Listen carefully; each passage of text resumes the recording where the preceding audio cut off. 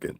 Make sure y'all can hear me and everything. Yeah. Let me turn this around. Give me a second, guys. I'm going to share this and I'm going to be right with y'all. Just give me a second, y'all. I'm going to share this, get this out to everybody. So if you've seen this on the replay, just give me a second, all right? Just give me 1 second, guys. I just turned live. So thank y'all for showing up. If you're showing up, just be patient with me for a few. Just keep patient with me for a few more seconds. Okay.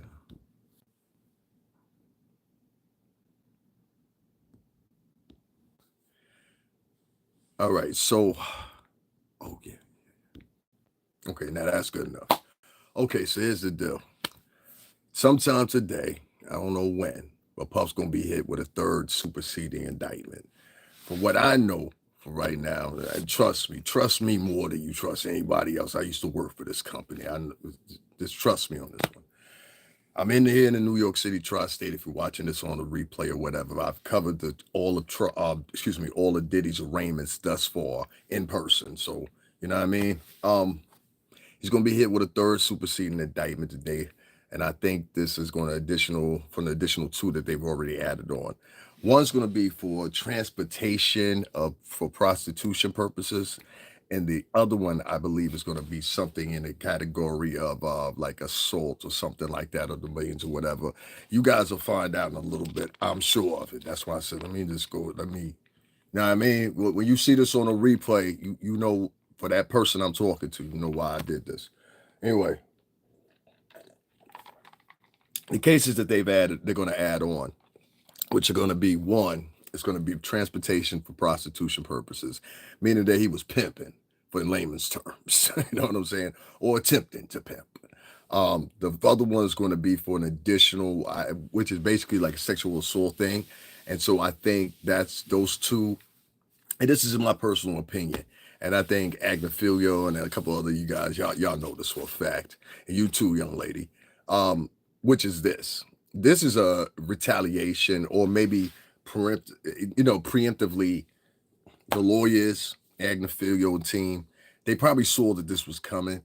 And so this is why they said, from now on, if you guys don't know this is the day before yesterday, I believe it was, the judge had a ruling. And the judge made a ruling, and he said at the time, he said, listen, we're going to have it. So now with the prosecution wants to add a layer to this story or anything else or whatever to kind of trump up and add more to the case or more to superseding indictments, we need a 5-day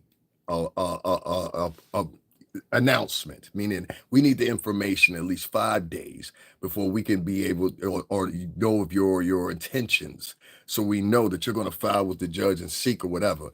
And when they're doing this, and this is in legal terms. This is not one side fighting for the other. This is just in legal terms.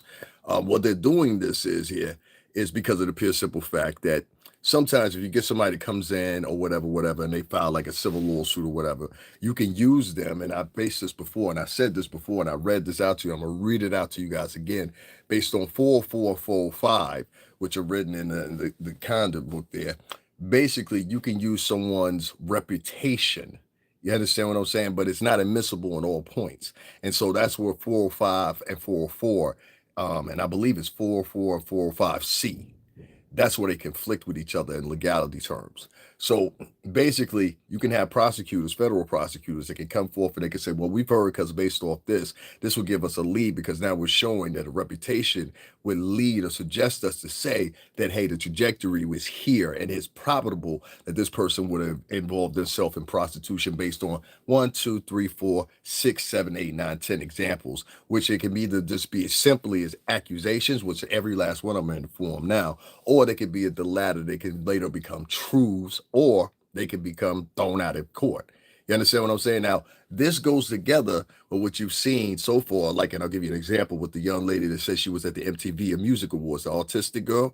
That case was tossed. Now, there's a litany of different reasons why that case was tossed. Tony Bugsby and his filing process, and you know what I mean? All those contributed to that. We're not going to get into that. But the point is, this is why this ruling was passed for Puff's favor. This is the day before yesterday, literally, if you guys are not in the privy of the note. So now when the federal prosecutors present something or they plan to present something, or if you say add a submission to the judge, now what they're going to have to do is they're going to have to let Agnifilio and Diddy's team know prior, 5 days in advance, what they plan on admitting. And they have right to have argument about it and contest it before it hits the judge and the judge gives a ruling. So I think this is a fair play. It's been shown.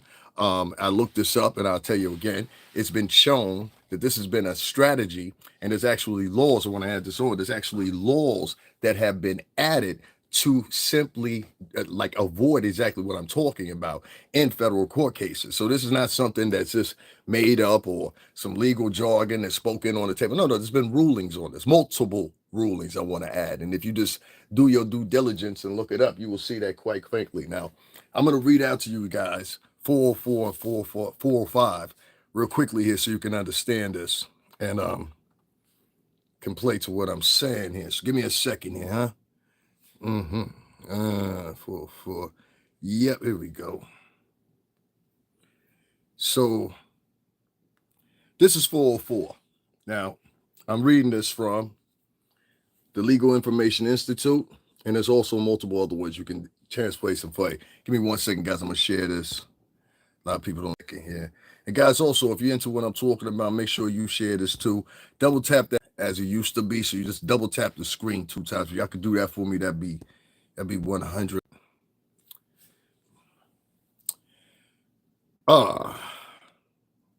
Rule 404, character evidence. Other crimes, wrongs, or acts. Character evidence, as it's preceded and it's known. And this goes prohibited uses. Evidence of a person's character or character trait is not admissible to prove on a particular occasion the person acted in accordance or with character or trait.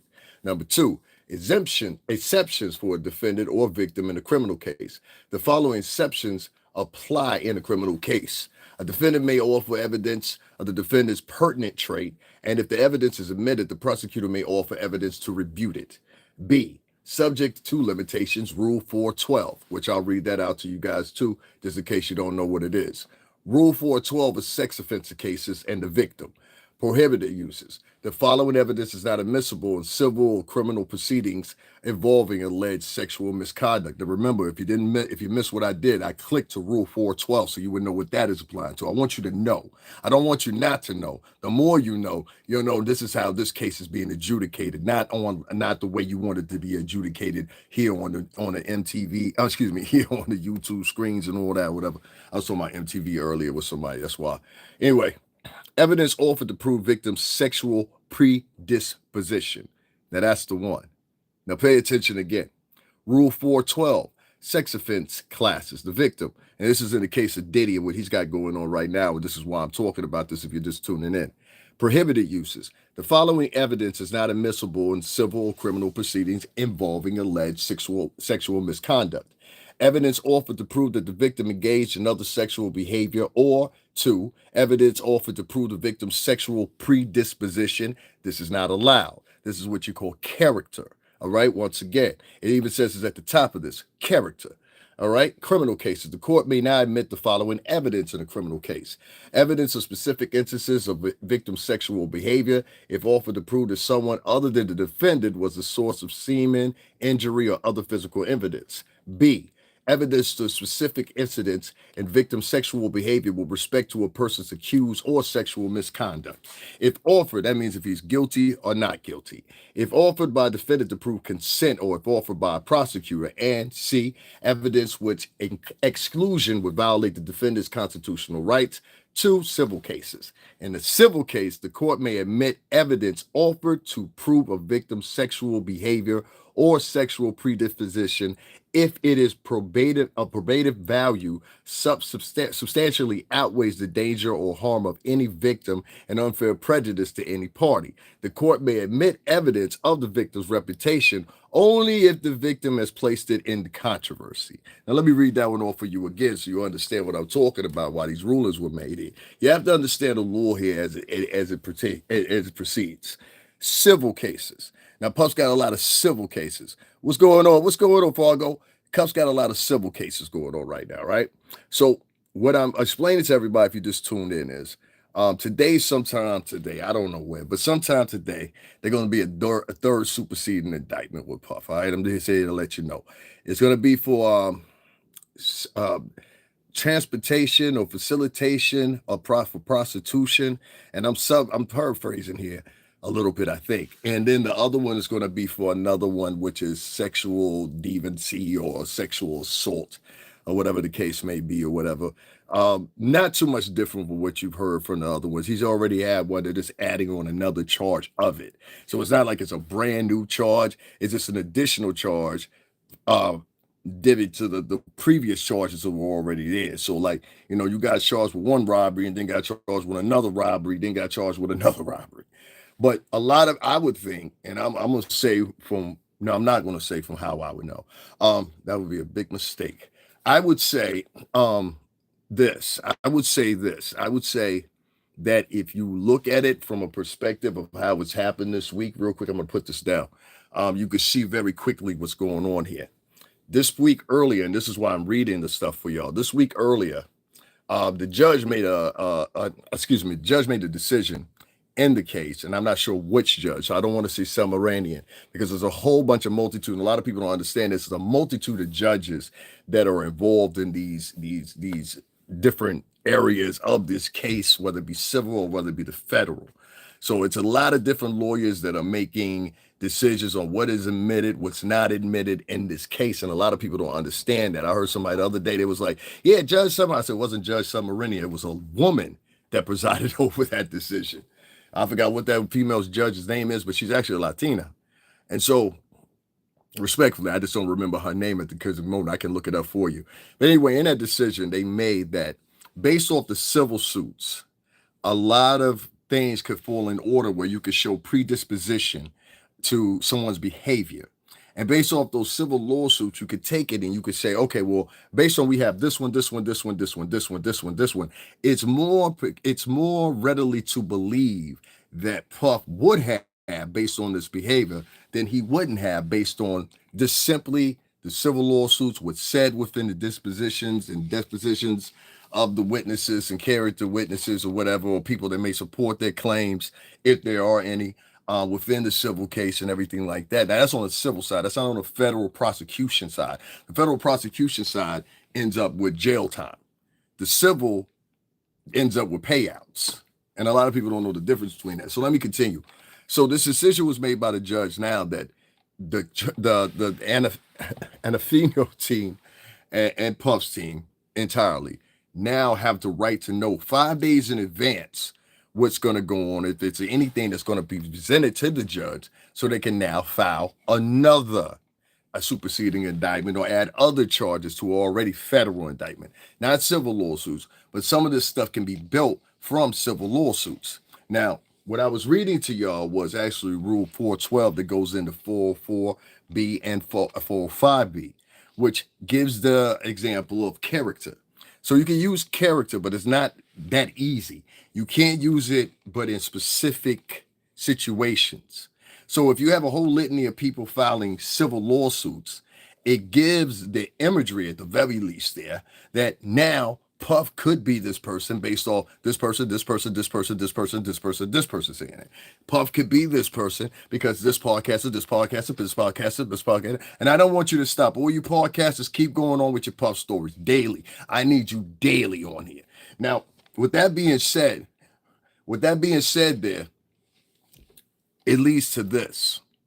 How much and what is permitted in the courtroom, federal courtroom, in on order of hearsay versus reputation? Because reputation is primarily based on hearsay most of the time. So in the regards of Puff and his news, which you guys will probably hear within the next hour or two. I wouldn't say any longer than that. What time is it now? Yeah, in the next hour or two. They ain't gonna do that at like 4 o'clock, not on a Friday. It'll be in the next hour or so. But Puff's got 2 additional indictments, and now lead to 3 that they've added on. These are not new charges, like I said before. They're this additional to the previous charges he's already had, and in the same of the liking, meaning transportation for the facilitation of prostitution. I think that's how you say it. I'm not sure. I forgot how he said it on. Anyway, and then the other one is going to be basically a sexual assault type of thing again. So that's where they're gonna add on to indictment today. It's gonna be the third one. Like I said, nationally, you guys will probably hear it probably in the next hour and a half, or whatever. Usually, the judges, when they make rulings on that, they do it around about up this way. They'll do it from around about like 1 o'clock, 1:30 ish to like 3 o'clock, but they're gonna make an announcement before a start because they want the press to get it. You know what I'm saying? They actually want the press to get it. It quells some people, depending on where you're at. So that's the reasoning behind why I'm reading all this information to you, because legality wise, this is what it is. So right now, what I'm reading to you guys, and I want you guys to see it for yourself, is Rule 412. All right. Now this goes subsequential to 404B, which this deals with reputation and character. Okay. Now you see, the first thing you see, this is involving sex abuse offense cases. Now let me read this to you, and then I'm going to go back and I'm going to read what I previously read now 3 times on here, and nobody's paying attention. You just got to pay attention to me. And guys, if you don't mind, could you double tap and hit that like button for me? It ain't much to do. Just double tap and hit the like button. I appreciate it. If you're going to sit here with me. Rule 412, sex offense cases. The victim. A, prohibited cases. The following evidence is not admissible in civil or criminal proceedings involving alleged sexual misconduct. And these are the things that are not admissible, meaning they're not allowed. You understand me here? Okay, great. Evidence offered to prove a victim's predisposition. Number 2, B, exceptions. These means things that are allowed. Criminal cases. The court may admit the following evidence in criminal cases. There's only actually 2 things there. I want to run that by you again. Evidence offered to prove a victim engaged in sexual behavior, or 2, evidence offered to prove a victim's sexual predisposition. Predisposition. Now, what did I tell you about that ruling that the judge made the other day? He made it so they have 5 days to alert. They have to do 5 days prior to them submitting anything to the judge, for therefore could be taken into contention of, okay, this is going to be the newest added on, or the fourth superseding indictment, etc., etc., etc. here. So what they do is, the judge has a rule. I'm not sure what judge. I'm not even sure this is submarinian. Like I told you, it's got to pay attention. There's multiple judges making rulings on these things when it has to do with Diddy. There's not just the big stuff that you guys see, like I'm reporting on right now with 2 new superseding indictments sometime today. It'll probably be in the next hour or so you'll hear it. So, but there's going to be 2 more superseding indictments pressed against it, which will make the third one. 2 more charges and a third. You know what I mean? So they're just updating. And the charges are transportation for the engagement of prostitution or whatever. And so that's what I say about this predisposition thing. So now the exceptions. Let's continue. The exceptions. The court may admit the following evidence in a criminal case. Now, they may admit this in a criminal case, and this means federal prosecutors here. Pay attention. A, evidence of specific instances of a victim's sexual behavior, if offered to prove that someone other than the defendant was the source of the semen, injury, or other physical evidence. B, evidence of specific instances. Hey, I live in the Northeast. We got a problem with that. Evidence of specific instances of victim sexual behavior with respect to a person accused of sexual misconduct, if offered by a defendant to prove consent, or if they're offered by a prosecutor. Federal prosecutor. Let me read that one for you again. B, evidence of specific instances of a victim's sexual behavior with respect to the person accused of the sexual misconduct, if offered by the defendant to prove consent, or if offered by prosecutor. And C, evidence whose exclusion will validate the defendant's constitutional rights. Oh, I fucking love it. That's going to go over a lot of people's head. To you, it sounds like bang, bong, he's gone. To anybody that knows legal jargon, they know, it's total opposite of that. So I would expect them to throw these on. Now, does that necessarily mean that he's going to be prosecuted ultimately in the end? No, they had charges of people all the time. Hell, I know a guy that got a speeding ticket. When it was all said and done, they wrote it down. He got stopped for a speeding ticket. They stopped down and wrote down. Well, his headlight was out. His tint was altered a little too dark. Yeah, like 8 charges added onto it. I was like, God damn, I thought this was just for a traffic ticket. You know what I'm saying? She was like $700. He was like, oh no, they had on charges all the time. That's something new. Here, you have to understand how the legal system works here, first of all. But guys, make sure y'all double tap that screen if you would. Share this to your friends. Now, I want to read y'all what I was bouncing off of. And like I said, when it comes to civil cases. And that's what we're paying attention to. And this is why this ruling was given in Puff's favor the other day. Pay attention. Now, this is an extension of 404B, which is Rule 412. Okay. Now they take their premise and everything here basically from 412, which basically navigates, or you could say is the main vehicle outside the other vehicle that's really driving everybody. You know what I'm saying? Because there's a higher ruling than this. But anyway, I'll get you out of that later. But anyway, civil cases. 2, evidence exclusion will validate a defendant's constitutional rights. That's where I left off. 2, civil cases. In civil cases, the court may admit evidence offered to prove a victim's sexual behavior or sexual predisposition if it is probative of its probative value substantially outweighs the danger of harm to any victim or of unfair prejudice to any party. The court may admit evidence to the victim's reputation only if the victim is placed in controversy. Only if the victim is placed in controversy. C, procedure to determine admissibility. 1, motion. If the party intends to offer under Rule 412B, the party must, now this is where it lies with prosecutors. You're going to follow what I'm saying here in a minute. For the small ones, the people that don't get what I'm saying, they're not going to get it. All right. Procedure to determine admissibility. This means this is where you get to the point of whether or not you can admit it to the judge. Like I said, you're submitting what you have as evidence. So now you can use to justify, hey, I want to have additional 4th now superseding indictment added on outside the 3rd one that we just done today or getting ready to do today. All right. So procedure to determine admissibility. And if you don't understand what I mean by that, there was a judge on a ruling in Puff's favor the other day. For now, the federal prosecutors, they have to present within 5 days that they have intent on going to a judge and submitting said cases. Get what I'm saying here? So give me a second here, guys. If you wonder why I'm squinting, it's because there's a light in my eye. That's why. You understand what I'm saying? So it's not bright to y'all, but to me, it's bright. All right. So give me a second here, and I want to tell you what I'm talking about here. So based off that, the reason they did this is because this is the procedure that the federal prosecutors that I'm about to read to you have to go through legality. And like I said, this is from Cornell Law School, okay? All right, we don't fuck around here. This is not from such and such publications.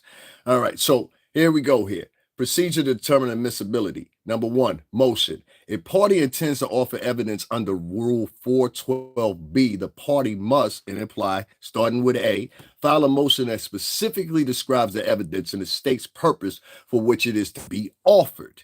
That's number A. Excuse me, I said letter A. B, do at least 14 days before trial unless the court for no good cause sets a different time. And that's what you're having right now. You're having a battle of time. You understand what I'm saying? And who's the better time bandit? See, if we get to a trial, and we get to the trial date, which is May the 12th, right? This trial ain't gonna last nothing no more than 2 weeks. Trust me on that. They'll do it within 2, if tops 3 weeks. Trust me on this. Trust me on this. I covered the Jonathan Majors trial in person, and that only lasted 2 weeks. All right? And he played fucking Kang. He played fucking Kang in MCA. You get what I'm saying here? I covered Trump's trial in person. The shit lasted 2 weeks, and he was the fucking president. All right? So I ain't trying to be funny, and I say from the bottom of my heart, as somebody that rock with this motherfucking shit, if they got them 2 cases done that quick, and like I said, Jonathan Majors was attached to fucking Disney. All right, Disney. All right, you know what I mean? Mickey fucking Mouse. All right, you get me? So if he was attached to that, freaking Trump was the ex-president, and up until he was able to enter back into office, they removed. This is not about politics. This is about what I'm saying here. The case is going to be over within 2 weeks. Trust me on this. 3, maybe 4 is stress. This is what they're aiming for. They never aim for long trials that last months and months and months and months. So if you hear anybody talking like that to you, they don't know what they're talking about. Give me a second here. I'm going to share this, guys. There's a lot of people out here that try to give y'all the interpretation they know what they're talking about. They don't live in the New York City tri-state area. They're not familiar with how New York law goes. They're not familiar how New York court systems work. They've never been in the New York City court system. And they're telling you, oh, this is how it works. Like it's universal. No, it doesn't work like that. You think the court system is the same way in Switzerland it is in Swaziland, in Africa? Do you think that? If you do think that, you need to seriously quit that blue collar job and go back to school ASAP. Give me a second, guys. Let me share this. Because like I said, some people, they just ain't gonna get what we talk. I ain't here to, ooh, child. I ain't here to do that shit. I ain't here to do that.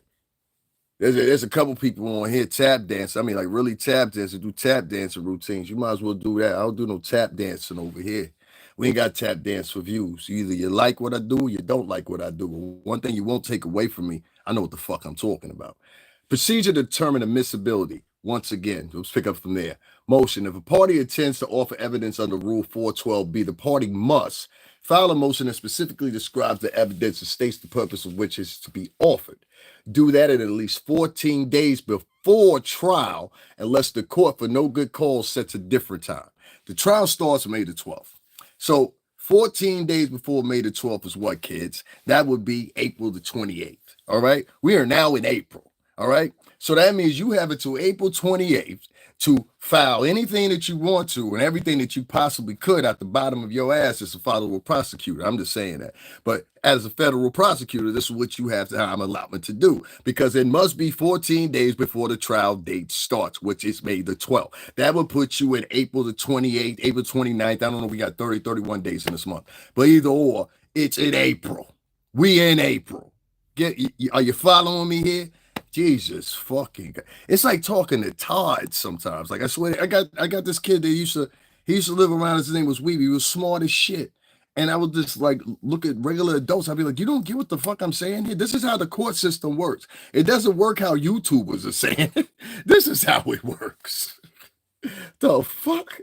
Anyway, I'm sometimes I'm just taken by the lack of accountability, the lack of transparency, and a lot of other things that go on, in fact, on this YouTube plane. It's like people that lie and make up stories on people or make up situations or whatever, things like that, for the gratitude of just getting through to a couple people, whether they're celebrated, whether people that are like myself, and I see this with multiple different bloggers that are like myself, they're not celebrated, nor by YouTube, nor by the community there. So that seems like a double effort. So it's safe to say that, like, maybe a lot of people in the cultures, they're yelling, they screaming. Have you ever realized it took forth the fact that you might be helping a bigger outlet? Never mind, never mind. I ain't Neo, nigga. I ain't putting everybody out the capsules. You know what I'm saying? Some of y'all niggas need to stay in the capsules, to tell you the truth. What this nigga say? We got some guy that came in here talking about, nigga, I thought I could avoid him. He's supposed to be Puff. What you upset about? Are you upset that I'm telling these people the truth, how the law works, and I may be interrupting your whole little narrative that you have over there? Because I know you gals, whether you're a boy or a girl. Just give me 1 second, guys. Let me get rid of the riffraff real quick. I'll be back with you. I know you type over there. You know what I'm saying? Your point is misinformation and keeping them all huddled up and everything like that. I'm glad you showed up, actually, because you're proving my point. Right as I said that, you showed up. Like I said, I think a lot of you semi-white supremacist supporting ideal type. Let's go back to the days of bold. I wish I was a Dixie. Let me grab the Confederate flag first, Massa. I'll roll it up for you first, Massa. Types. I think you have an agenda. I don't know if you work for, I haven't figured out, and many others will try to figure out if you're actually working for agencies within the federal government that are appointing people on social media to run some of these campaigns. Because don't think we haven't seen that. But oh yeah, the same way they're making let me tell you something. A lot of people with the Puff situation, they try to point out that these private investigators and things like that, or whatever, right, were running around and they were going, oh my God, you know, real Biden era victim shit, right? Remember that? Well, they never tell you this angle of the story either, that there are more than a few particular vloggers, whether they do it intentionally, unintentionally, or even in between, are working with said agendas, basically, whether they believe Puff is guilty, believe he's not guilty, whether they believe Dirk is guilty, believe he's not guilty, or whatever. They are working with these agencies consciously or subconsciously, knowing to them or unbeknownst to them, And they are aiding these agencies. And the reason they're doing that because they want to eradicate the competition per se, so they can possibly make a room for themselves. And some of the most sickening thoughts you ever think in your life. But just like they pointed, they said that Puff or Jay-Z and them were sitting out private investigators, or they were trying to influence people from the media and social media and shit like that.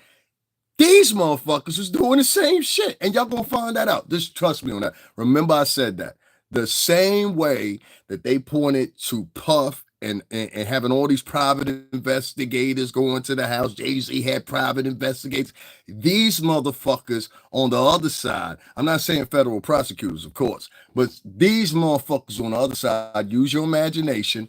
These motherfuckers have got their hands dug into certain other vloggers or contacted vloggers, or the vloggers are contacting them back and forth, sharing information, talking about what they think. Hey, can you throw this out for me or whatever. And if a motherfucker want to say that I'm wrong, go ahead and be the first bitch to say it. The chat room is always open. The motherfucking comments is always open. So if you want to present to me a motherfucking advantage point that you haven't been doing that, you better make sure that your material's right on your page. Hey, I'll give you a heads up. I'm going to go on your page and I'm going to look at the material you got added up. And if that material don't look right, some of you dumb motherfuckers ain't even smart enough to realize, hey, I'm out of it. I'm not doing that type of material no more. Let me remove some of these videos I got up because these niggas is out here suing niggas. I done gave y'all warning now 4 times.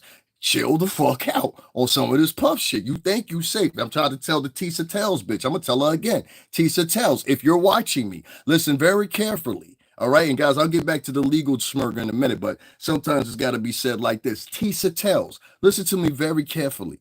For the past year and a half, you have had bad boy videos up on your page, accusing Puff of all some of the worst things that he's not been charged with, things he's not been convicted for, or anything else. Yet and still, you carry on a narrative on a day-to-day basis, and wherever the pendulum sways that day, you either for Tony Busby, against Tony Busby, or trying to play the middle. It don't work like that. You understand what I'm saying? You got to pick a side. Now, if you want to continue doing the Puff bashing, be my guest.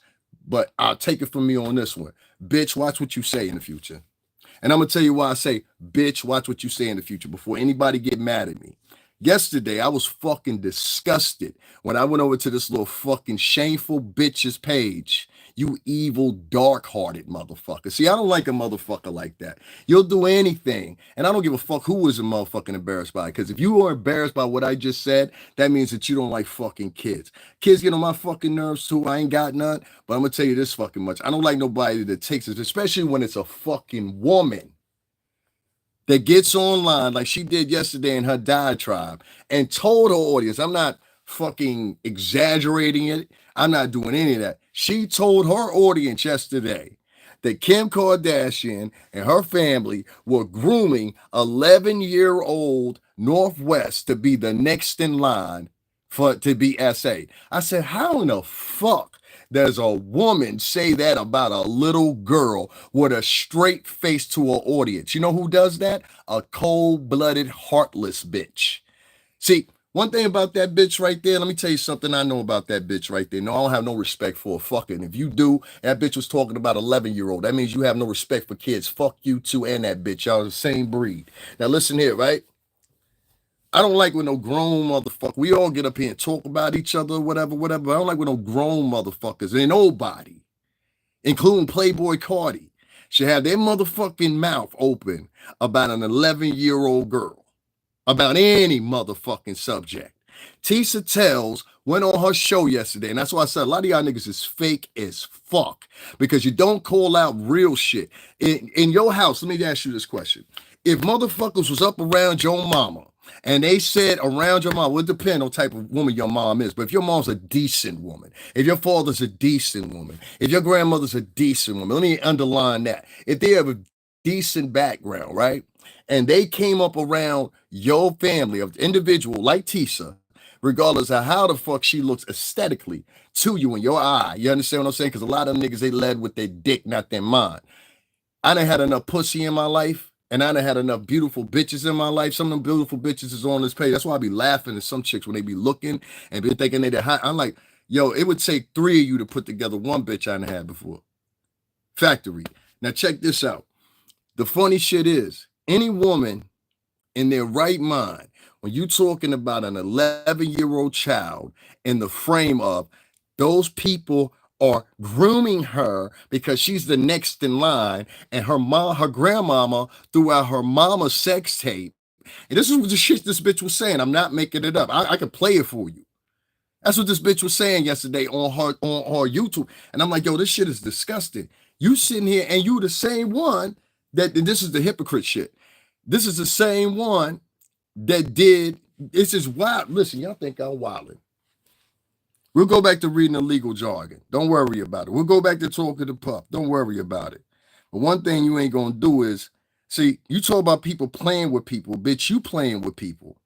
Now, you think, and I'm trying to tell you, you don't know who the fuck I know, bitch. I was in the music industry for 17 fucking years, and whether you like that or don't like how that sounds, I still got the same friends. I can still reach out to people that can reach out to people that can reach out to somebody. I could get Kanye West within probably 2 phone calls. Can you? You understand what I'm saying? 2 phone calls. Now, anybody want to motherfucking dispute that on here, please let me know. 2 phone calls, and I could get this nigga. So I'm trying to figure out what the fuck is you really trying to say, bitch, to your audience about an 11-year-old little girl, and you a woman. That's why I try to tell you, y'all watch these bitches that be trying, oh, we have to have justice for Kim Porter. This bitch was talking about Kim Porter's kids. When are you talking about King? Y'all just letting this bitch live. Like it's all good. Here we go right here. This bitch got 50K motherfucker. And that's why I said her views don't add up to her subscribers at all. She ain't even getting 0.1% of her followers. Bitch got 500,000 subscribers and her average views go to 50,000 people. Oh my God, me upset. She's looking at the billionaires, okay? But let me just say this, right? Let me get this shit to here. Y'all gotta hear this shit. And of course, the whole litany of pervs, incels, and everybody else, it became fodder for them. Even King Incel himself, and perv, if you want to talk about it, according to that live stream, he's hoping everybody forgets about. Act, you gonna need more than Ye parading around and. She tried to say shut. She speaks other niggas' names thinking she gonna get some pussy. Allowed that to happen, but the other people say that no matter how crazy Kanye is, North knows her mama better than anyone, and there's a reason that she'll always side with her dad. Let's get into those accusations that Kanye actually said that the Kardashians are sex trafficking. Where do those accusations come from? Well, I think in Kris Jenner's own book or somewhere, it was written that she took Kim at 13 and 14 to get on birth control because she was involved with one of the Jacksons. Let's not forget that there's a chick right now in the projects that got her 12, 13, 14, 15-year-old daughter on motherfucking birth control too. You know how I know? Because I know some of their mamas. You understand what I'm saying? Like, these are homegirls of mine and shit like that. They got girls and boys. You understand what I'm saying? It's kids. These is women in their 30s, what's the name, whatever. They'll tell their friends, yeah, the bitch on birth control. Not that they pimping them. They telling them like that's a flex in the PJs. The fuck is this bitch talking about? Kris herself, I think, was 16 or 17 and engaged to a 30-something-year-old golf pro because Kris's mom let her literally, I didn't even know golf tournaments had groupies, I guess they do, let Kris follow around when she was a youngin', all those golf guys until one of them asked her to marry him. As a matter of fact, the only reason the engagement didn't go through is because that golf guy that was 30-something, shame on you, caught her cheating on him with Robert Kardashian. And then when he kicked Kris out, apparently this is back in the 80s or whatever, he kept gold in his house. He was Spanish or something. He kept gold bullion in his savings. He sued Kris because he said Kris cleaned him out of $38,000 back then of gold bullion, baby. She was always a hustler, baby. She just wants you to know. Okay, let's not forget how it was always known that Kim, Courtney, all of them. Remember the Dream said he slept with both of them? Remember how Khloe was allowed to go on tour with 50 Cent? They're always been into really questionable stuff. And if you look at Khloe's podcast, when she said that her mom taught her that if you go on a date with a guy, if you want to call you back or even considering you, you have to give him a sloppy toppy. Yeah, right? So my point of saying this is a lot of people say that Kim herself has been sex trafficked. When Kanye started dating Kim, his whole thing of saying, "Oh, I wasn't going to I don't want to have kids with you 2 months into knowing you." It's not because he didn't love Kim, because we saw him play himself. He loved Kim down and he begged Kim to keep North. 2 months into dating, he saw what time she was on. He saw what she was doing. Kim was out in those streets at a very, very young age. And no lie, not much older than North is now. They are getting North ready to partake in the family business. Just listen. What is a family business? Selling smecks, smelling this, selling surgically altered bodies, selling this and that. They are readying. God, why can't I take? Here you go. They're getting North ready to assume and take the throne. They deal in sexual desirability and being the most and the baddest. And North is the oldest the oldest girl, and she is going to have to take over quickly, which leads back to all this nonsense Kanye was telling us about. Yeah, he did. This bitch just said the North is the oldest, and she gonna have to take over quickly. Did y'all not hear that? Y'all want to hear that again?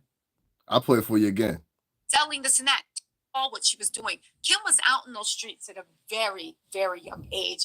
And no lie, not much older than North is now. They are getting North ready to partake in the family business. What is a family business? Selling smecks, smelling this, selling surgically altered bodies, selling this and that. They are readying. God, why can't I take? They're getting North ready to assume and take the throne. They deal in sexual desirability and being the most and the baddest. And North is the oldest the oldest girl, and she is going to have to take over quickly, which leads back to all this nonsense Kanye was telling us. North is the oldest girl, so she's gonna have to take over quickly. See, I told you, I'll be thinking I'll be starting shit. I'm like, well, how come ain't nobody said nothing to this bitch? If I would have said some shit like that right there, niggas would have been all over me. Am I lying? If I would have said some shit like that about Northwest, motherfuckers would have been all over me. So how come it's all right if a woman say some shit like that? Can I ask that question, guys? Is that a fair question to ask? Anybody want to answer that question for me? Or somebody got some jokes to throw? Make sure y'all hit the double tap the like button, because that bitch got over 300 something fucking likes for that podcast. And she was sitting there talking about a little girl that's 11 years old in a sexual manner, talking about she's about to take over the reins where her mother previously ran. You just called an 11-year-old a prostitute?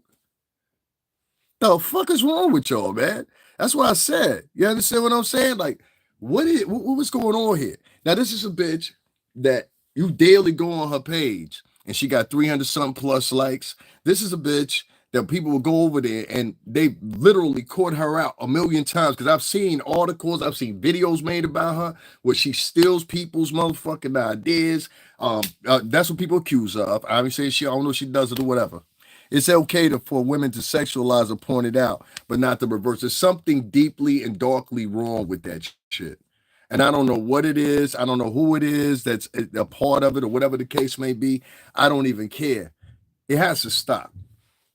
See, when you start doing shit like that, no, bitch, you're sexualizing an 11-year-old. You're putting in the minds of people that it's okay to sexually assault an 11-year-old girl. You know why you're doing it? Because 9 times out of 10, some shit like that happened to you, and you're still motherfucking traumatized from it. So now you out here traumatizing other little motherfucking girls. And that's really why we got the highlight of the environment we got now with the dating market and everything else. It's because traumatized ass single moms put traumatization into their daughters. Now their daughters are basically an Autobot or a fucking puppet for who their mama's personality is internally as a fucking person nowadays. Y'all would be surprised. This is a movie called Mommy Dearest. Anybody ever heard of it? If you ever see it, go watch it or look it up. Mommy Dearest. And it's an actual true story of a Hollywood actress and all the sadistic shit she done to her daughter. This is a white woman.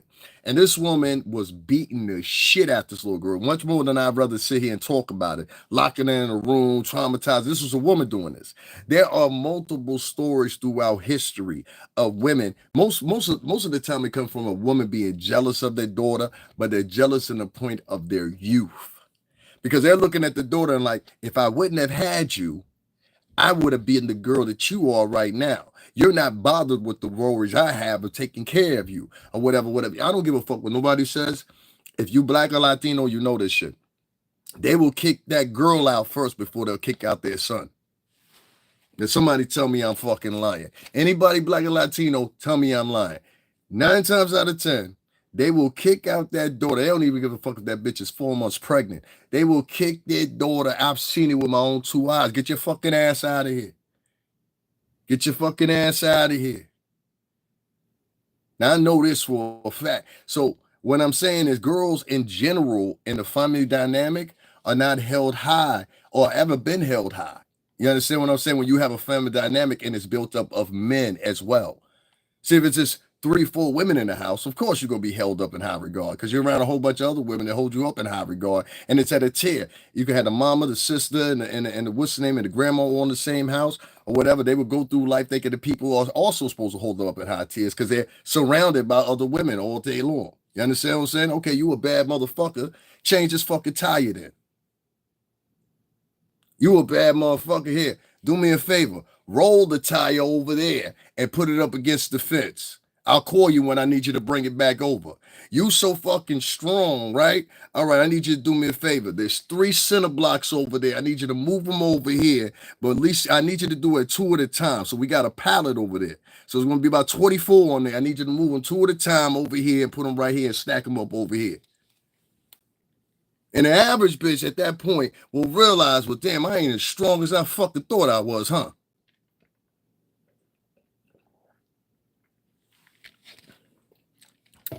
You leave it up to women to rule the world tomorrow, the whole infrastructure of the fucking entire earth will be over if y'all left to do the labor.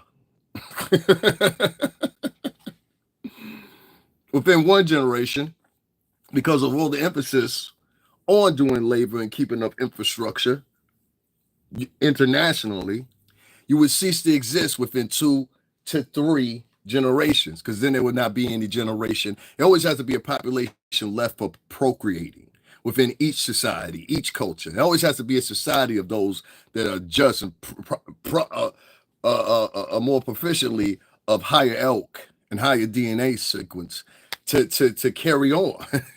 Always has to be those. You understand what I'm saying? If you don't have that subset, that's why I try to tell y'all got to watch what y'all doing when y'all going and rolling with these chicks and the shit that they saying.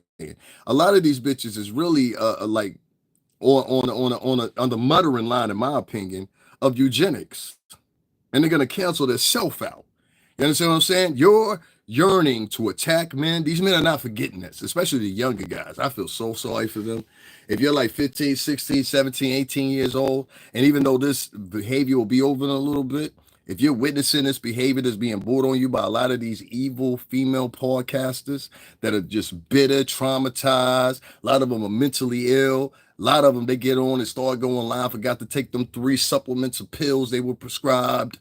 You understand? You understand what I'm saying? So it's like you get women like this and they're influencing not only other women, but a lot of these boys are listening to them too. And the boys are taking it a different route, especially if they're heterosexual boys. No disrespect to anyone that identifies however you identify and all. We ain't getting into that shit. But what I'm saying is the boys are looking at these women as they the ops. They're not looking at them as this is a potential mate for me. They looking at these bitches like they the ops. These boys are saying, I don't want to get married. I don't want. This is a segment when it get real. All right, I'm gonna go back to the legal jargon in a minute. If you're just now tuning in, Puff, I don't even know if it's been announced. I'll look up. But as I started this, he said the Karens. As I started this, I just wanted to say Puff's gonna be charged because so y'all be like, oh my God.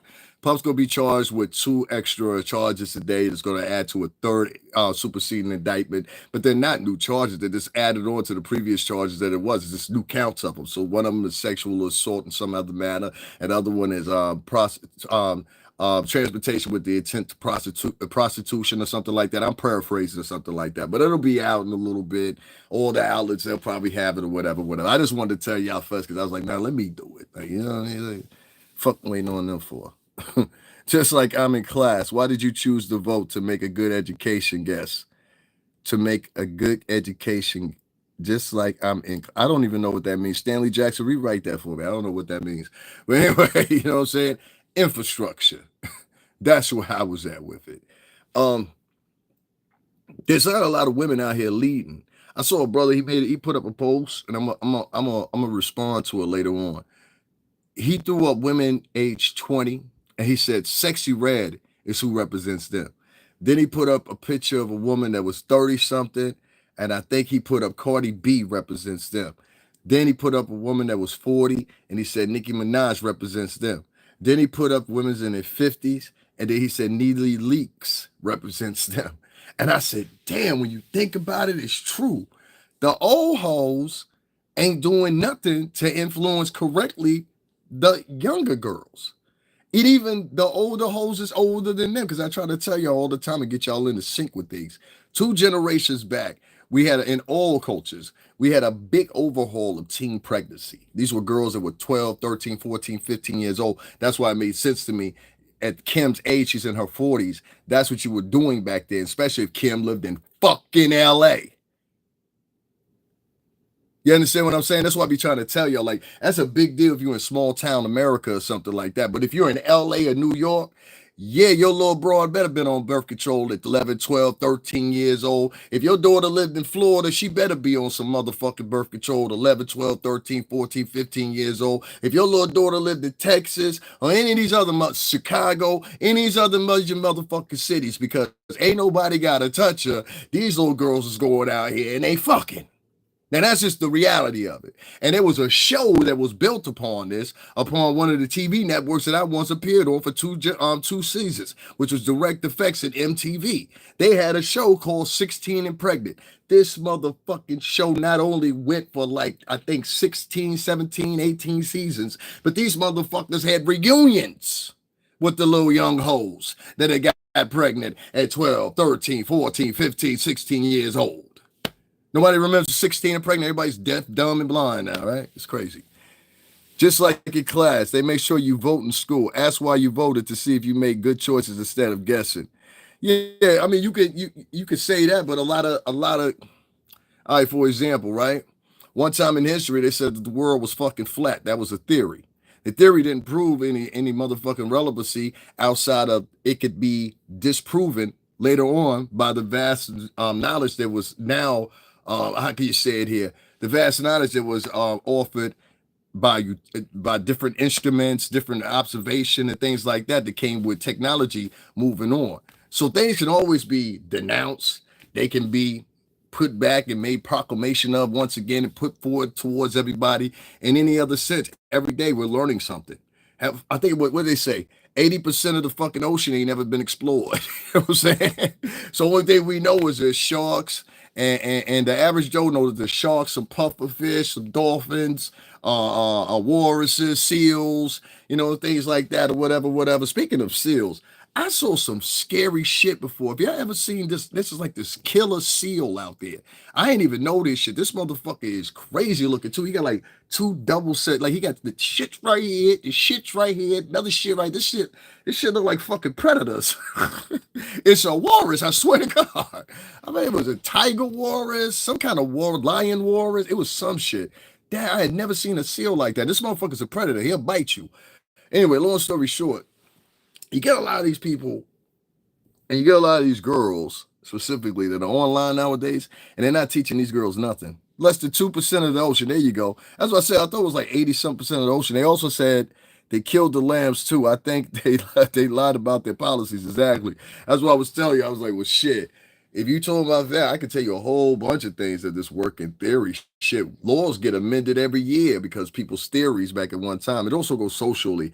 Things as people progress in knowledge, mathematics, trajectory, science, things like that, or whatever. I mean, like I think that they said most people have the perception that this we are revolving around the sun when actually we're in perfect alignment with the sun. And as the sun moves at like 82,000 something I think they kilometers. I think that's how they measure it. Like the sun moves real fucking fast abnormally. So it's basically pulling all the universe. But the sun and the moon, excuse me, the earth and the moon, they basically just dangling with the sun. So we spinning and we doing like this, like basically like a odd, I don't know, figure eight configuration around the sun. Like it's crazy how it happens like that, but it's like basically we going in a figure eight around the sun like this all day long, 24 hours a day. You know what I'm saying? I'm dead serious. And evidently, like, I don't know, like maybe one day we're gonna get closer to the sun or some shit like that. The world gonna blow up. I don't know. He said Mufasa. I don't think they give us a cool scoop. Nobody gives us a full scoop. You give me the full scoop. I don't give you the full scoop. I give these motherfuckers based on how they donate to me and support my channel. My cash app is down there below. As you six people down there, I'm pretty sure y'all put no, don't do that. He's talking too much real shit. Don't support him. Support the girl, and let's go give her a like that talks about 11-year-old little girls. Let's go give her a like. Let's not double tap his screen. This is how it happens. You know what I mean? But I had to speak about that when it come to Ye and his little youngin. I done seen this man. First day he got up and realized he had a daughter. This nigga had his daughter by her hand and did a video with Paul motherfucking McCartney. You understand what I'm saying? Assistant. He didn't always had his child since day one in the videos and stuff like that, but that's his daughter.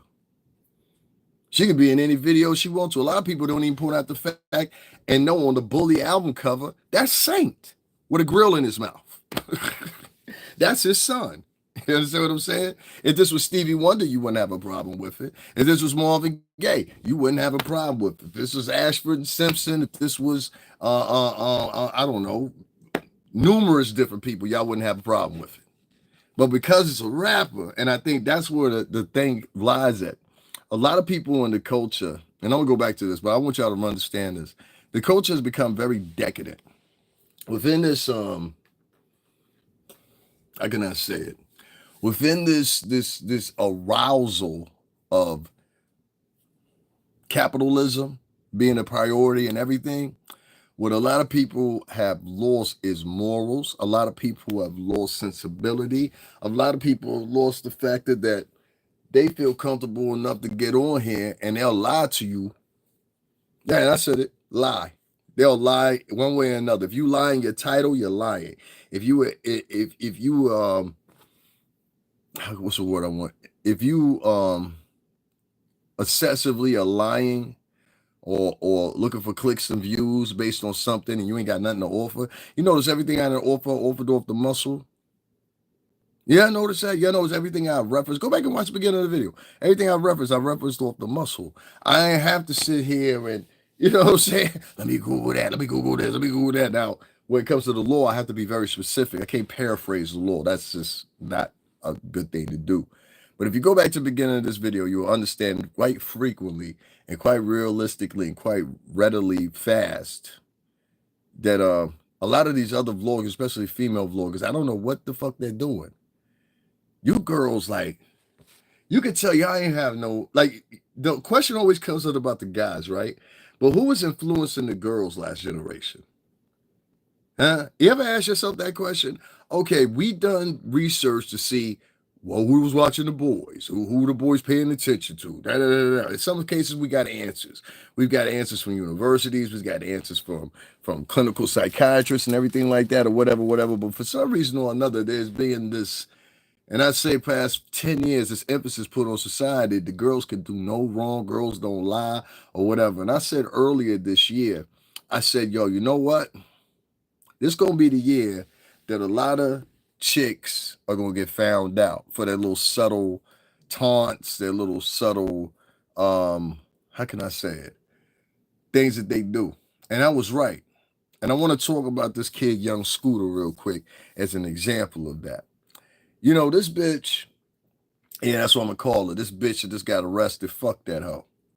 You understand what I'm saying? On mama and them. I've been wanting to talk about it yesterday. Shout out to Yayo for talking about it.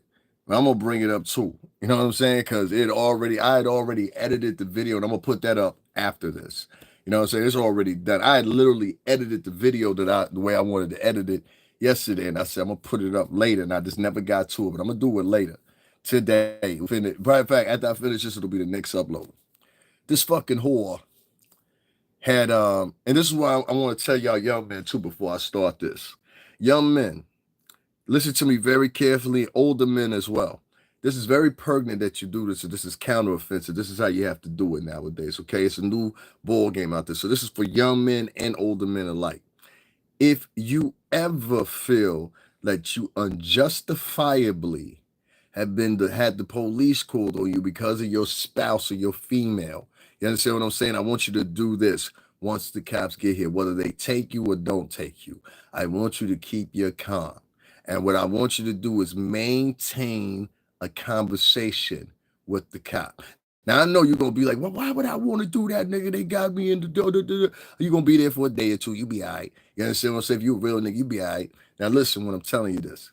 I want you to have a conversation with that same officer at that time and make him aware of how these women are out here swatting, how these women are out here, and tell them the game plan of how they do it.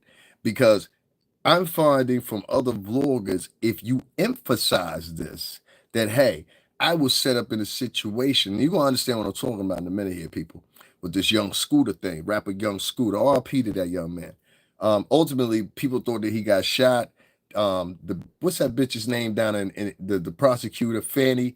Hey, Fanny. I don't trust no bitch named Fanny. Anyway, it sounds like some pancakes and waffles come with that shit. Anyway, listen, right? Let's just sound like some pancakes. Hey, Fanny, the food ready? I was coming. Help now, Fanny. Oh, anyway, listen, right? Let me stop. Anyway, listen, right? Here's my point. Fanny, that's what I'm gonna say that bitch's name. Fanny decided she wanted to revoke Young Thug's probation and bail because he said the cops did it. Young Thug, if you hear me, just shut the fuck up. Right now is not the time for you to be an advocate. All right? Just shut the fuck up, make some music, and don't say shit else. The bitch really mean that. But I want to say this to old Fanny. Were you the one that was fucking your coworker, you nasty bitch? Wasn't that you? Wasn't you? And you ain't you trying everything you can do. Like I keep trying to tell y'all niggas, these bitches will sacrifice you for the greater good of themselves. So what you have to learn how to do is you have to learn how to combat back. Now, if the cops stop you and they come to your home or whatever, I want you to repeat these words to them. All right, I know y'all gonna take me, but let me explain something to y'all on the ride down there. 9 times out of 10, they gonna say okay, and they gonna set it to the sensibility of what you have to say. So say, hey, listen, this is procedure that's going on, or this whole game that's going on. If you don't do nothing, girls is trying to do this and get you to do this to them. Explain to these niggas. Even if you think they ain't listening, they registered everything that you saying. And after they hear the second time, a third time, a fourth time, a fifth time, that's how shit internally changes. Not you going down, oh, I'm going to join the police force. Nah, that ain't how shit changed. They don't listen to other cops. How you going to listen to another cop about what's going on in the hood? This nigga goes to work, he's around other cops, and then comes home. That ain't make any sense.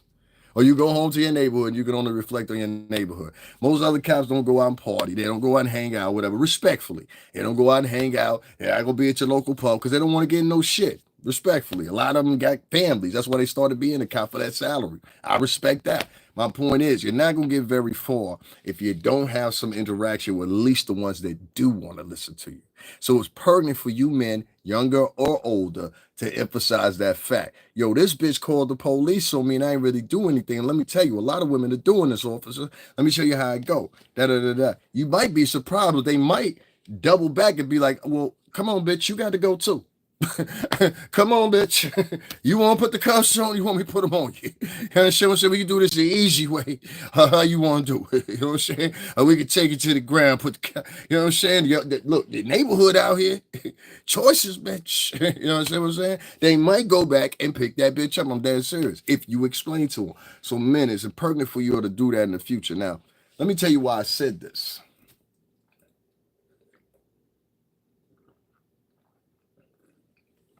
See, if that information would have been out here prior, young Scooter might still be alive. Young Scooter took off running from the police because why? Young Scooter took off running from the police because a lot of men in the back of their mind, which has been influenced by women of color, yes, a whole heap of them. A whole heap of them. I'm going to tell you why I say this. Y'all don't understand this, but you will understand it. And maybe it'll take a national study or some shit like that, but I get it now. If you have 72% of Black American women that are single mothers, you have 61% of Latina women that are single mothers. And may I add this, less Latino fathers are involved in their kids' life at 35% according to the CDC. And that's just one of the demographics they gathered versus Black American men. Keep that in mind. They're also under white men as well. So I just want to put that in factor here. Now, this is the funny thing. With that being said, you also have a demographic of white men that don't take care of their kids. So usually when you get these kids and they don't have any fathers in their life, they become delinquents, right? And the sole responsibility and the prior to rearing them to adulthood is responsibility of the woman. Is that fair to say? Huh? We're talking like Tarzan in the jungle. Tarzan fell asleep and ended up with the animals. He learned how to talk to the animals and shit, right? Is that fair? Okay.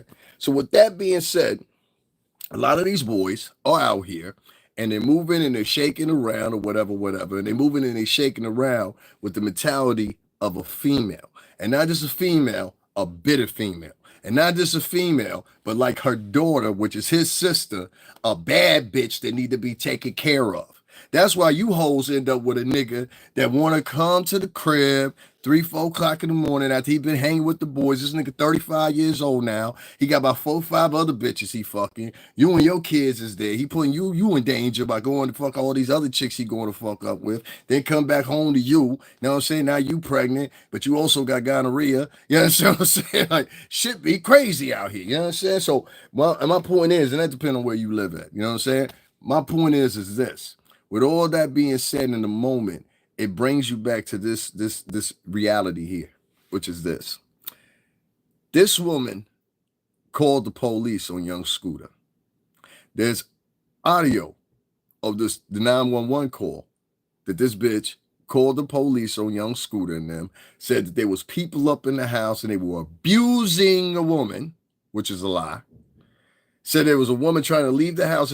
They wouldn't let her leave. She was halfway dressed and got dragged back in by her hair. This is what she's on recording saying. The recording is dumb long. It's like 9 minutes, but I'm going to play a partition of it for you in a minute. That's why I said I edited it yesterday. It took me a long time to do it, but I did it. My point is, matter of fact, I'll save it for the upload. I'd rather y'all hear it like that. Then y'all won't go check my upload out. Y'all won't even hit the like button. Can y'all double tap that screen, hit that like button? I appreciate it. And I don't know what's going on. I might have to clear my cat numbers back up. I don't know what's going on here. Then it gave me some misdemeanor than this.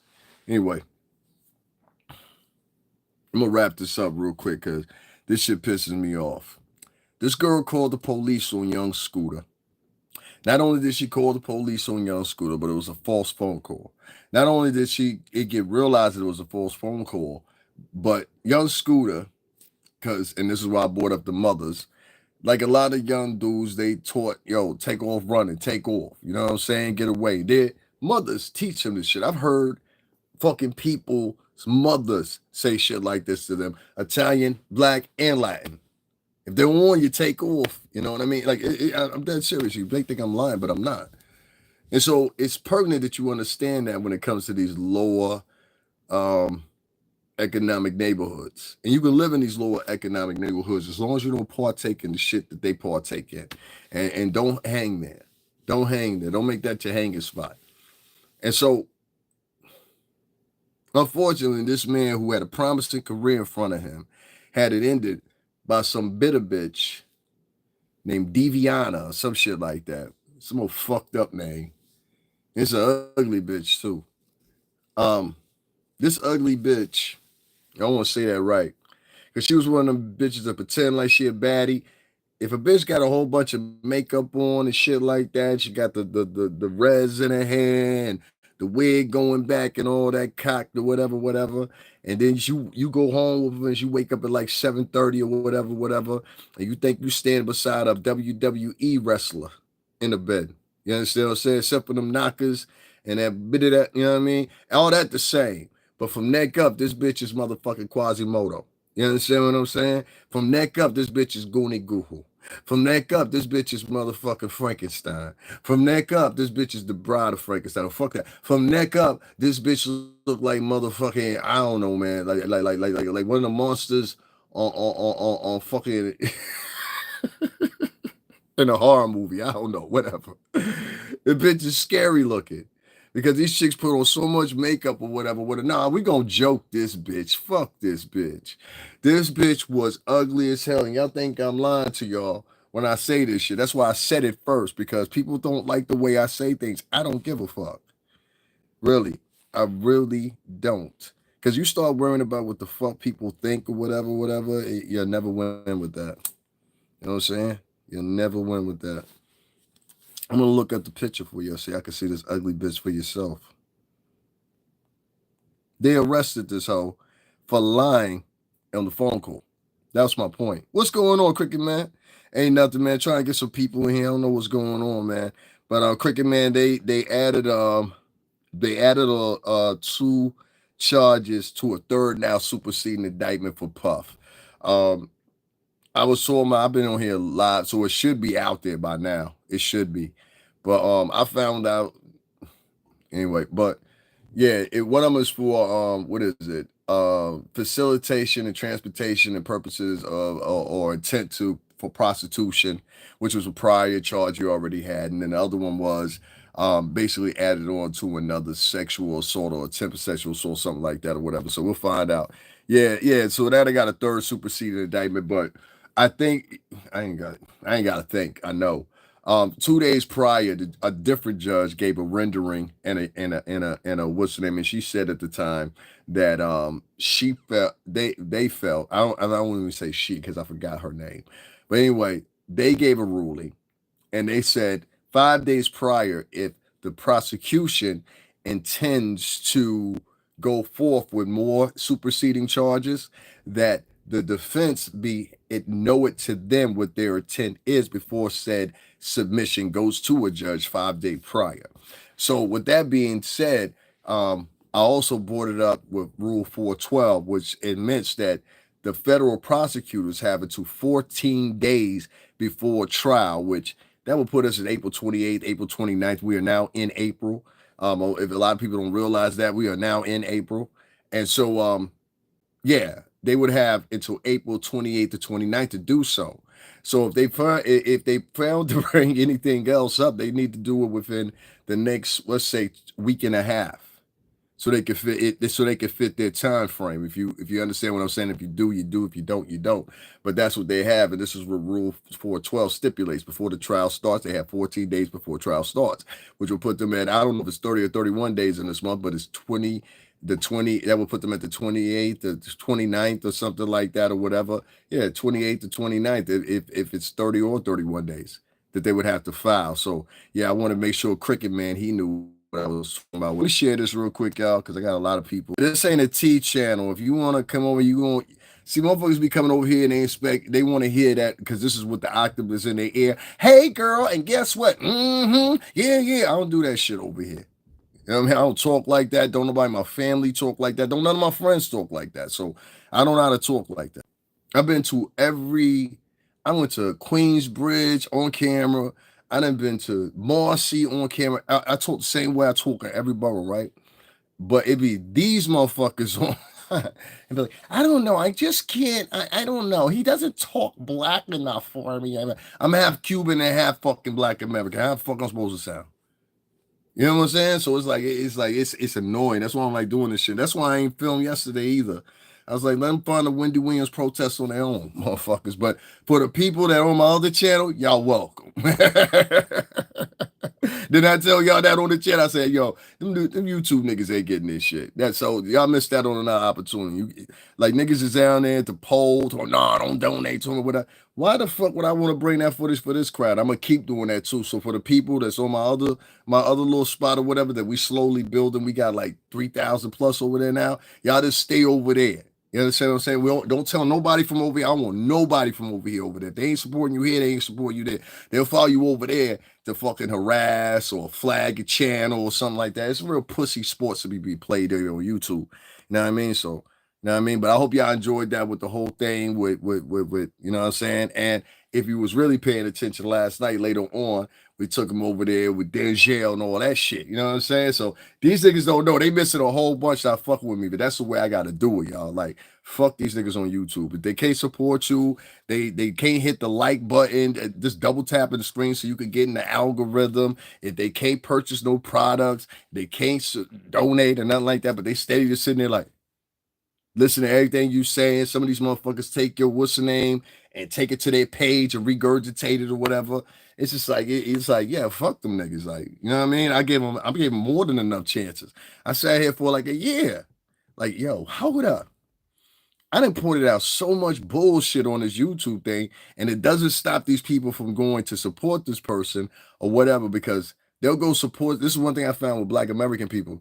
They'll go support somebody based on the fact of how they deliver shit, not what's being delivered. So if somebody is real jovial and they always joking and key, that seems to be their favorite thing, they'll go follow that person, listen to anything that person says to them blindly because that person makes them laugh. They big on giggles and shit. I don't know why, but anytime you go around, motherfucker, key, that's all you hear, especially if it's a whole group of women. And key. Like that shit is so fucking annoying. And so like, that's all motherfuckers emphasize on is podcasters to make them feel like that. The other set of podcasters I find is these articulated dummies. You understand what I'm saying? Like, I don't like motherfuckers that over articulate on shit and it doesn't need an articulation, or they try to present something in a way that they are more readily, how can you say it, more readily socially accepted than you are, whatever. But the DNA, the way they look, the way they carry themselves is not sufficient of that. You understand what I'm saying? And I'm not trying to be rude, but I live in a mostly white state here in Connecticut. You know what I'm saying? 37% of our population, that's almost 40, is fucking Italian American. And it's not the Italians that you guys know, like down in Brooklyn and shit like that. No, these are real Italians, like people that speak Italian, shit like that. They go back and forth to Italy. Like my one friend Joey, I have another friend named Sal. I know y'all watch me from time to time. You're like chatting sometimes, so these motherfuckers know that I'm not telling them no lies. These are the people I've been around my whole fucking life. You understand what I'm saying? So a lot of times you emulate the people that you've been around. I guess I don't know, but I don't give a shit. I really don't. My thing is, when you how can I say it? When you look at who supports who financially or whatever, yeah, you good, Stanley. When you look at who people support financially here on YouTube, one thing you'll find is they always do it for people that kind of place themselves as in this comedian aspect. Like they have no serious element. I do the comedy too, but I don't make that a state plate of my thing, because then people always think, oh, he joking this time, and that might be the one time he tell you, yo, y'all niggas need to pack your bag, go to the motherfucking local motherfucking what's the name truck stop or something, because they taking niggas right now and they taking them to the bomb shelter. Shit going down today. And if that was the case and that was the story, based on the current mentality these niggas have right now, they would hear that and still be sitting online like, key, he, key. Because that's how I'm motherfucking caught up in the matrix these niggas are. So I'm like the arch enemy on this motherfucker right now. You know what I'm saying? Yeah. That's why I said, that's why I said the shit that I had, the footage I had yesterday, not on here. You know what I'm saying? Y'all would have been able to see all the motherfuckers was out there. And then I skated over around the corner and went to the George Clooney shit. Like y'all missed all that shit. They had the premiere for that shit last night. So all that shit was on my other channel. Niggas saw a lot of stars in here. I was close up. You see me right in the spit of that. You know what I'm saying? So, you know what I mean? No, I'm official, but nah, I ain't doing that shit on this channel. Not no more. Hell no. This channel even though it's got a lot of members and all that shit or whatever, I can count in a skew of 2% who the real ones are, who the ones that support. There'll be people who sit here through my whole podcast and they'll look at my little poll. I always do that right there, just so I can see what niggas' mind is with me, so I can clarify what I'm saying. And usually you can clarify by just looking at the numbers. You'd be like, oh, okay, yeah, these niggas don't want me to come up. You know what I'm saying? That's niggas don't want me to come up. You know what I'm saying? So it's all good. You know what I mean? We're gonna survive on here regardless. But I just like I can't do that no more. So, unfortunately, all the and this is where I determined it. I said, okay, so this is what I do. Unless it's something that I feel like both channels can benefit from substantially, I'll put it up on here. But something like the shit I had last night at the plays and all that shit, that wasn't meant for a crowd here. The crowd here, they like superficial or overly articulate wannabe smudge fest um sour campaigns against who tonight, today, this evening type of material. Let's attack whoever we can. Let's present to everybody that we're a saint and this person is terrible. You know what I'm saying? Now I don't have no chime, brother. I got if you go on my description area right now, there's a PayPal link there as well. That's for a lot of y'all too. If you go to the description box, there's a PayPal link there. I put that there. It should be there right now. You know what I'm saying? You can go hit that or whatever, or copy and paste the link or whatever, and you can do it that way. But there's a PayPal link in there too, so y'all can utilize that. But I prefer the Cash App method because they don't pay a shit on here. You know what I'm saying? I told motherfuckers just a minute ago, I was like, yo, nigga, I made what was it, $37 last month on this motherfucker? Yo, I'm definitely about to, like, I saw 3 months of that. I was like, nah, I'm definitely about to take off from this bitch. Like, you can't even make no money with Google. That's the wild shit about it. Like, everybody got this perception that all these vloggers are on here making dumb money from being monetized, and it's just not the truth. It's just not the truth. Like, I've got, what was it? I did 720 something thousand views last month. And for that to equate to only $37, that lets you know. You know what I'm saying? There's a lot of factors in it. The CPM factor, I curse a lot or whatever, whatever. But I've seen worse material on here than the shit I be saying. And these niggas, like, they come up. You know what I'm saying? And so I feel like it's a problem because I watch some podcasts and there'll be some people, they'll sit there literally the whole podcast. They'll have moderators. That's why I don't have no moderators. I can have a moderator in here be like, yo, hit the Cash App, support. I don't even do that. I just find it a waste of time. If you're talking like me, that's not what most African Americans want to hear. Most African Americans, they want to hear salaciousism, whatever. Like, I give you an example. There was all this talk about that Laura chick the other day. The one was beefing with Josh Hilarious or whatever her name is. I'm gonna give my honest opinion before I go back to him about this Puff shit and Young Scooter and all that shit. But I went and listened to that chick's podcast, right? I went and listened to her podcast, and this bitch was doing way too much for me. Like, for one, she was trying to equate the volume. She was trying to find the right headphones. She was talking about that, and she spent like literally 9 minutes of the beginning of the show. It was some of the most arrogant shit I ever seen, trying to get her shit together. And I'm like, well, bitch, why did y'all start filming? Don't nobody want to see the behind the scenes and you getting it together like she was some real star. And I know Charlamagne hooked that shit up. Charlamagne, they don't do it like that no more. Stop leading that girl in that. She ain't even that direction. And like, one of the bad things about her too, like I'm gonna keep it real with you. And I'm not joking her. Laura, whatever her name is, I do think she's a good addition. But I gotta say what it is. Like, sometimes you can appear more. Let me put it this way. I know girls that'll go to the club and they'll be the prettiest one in the bunch and they'll go with like 4 ugly bitches or semi-ugly bitches. Ladies, y'all know what I'm talking about? Am I lying here? So they'll go to the club. All right.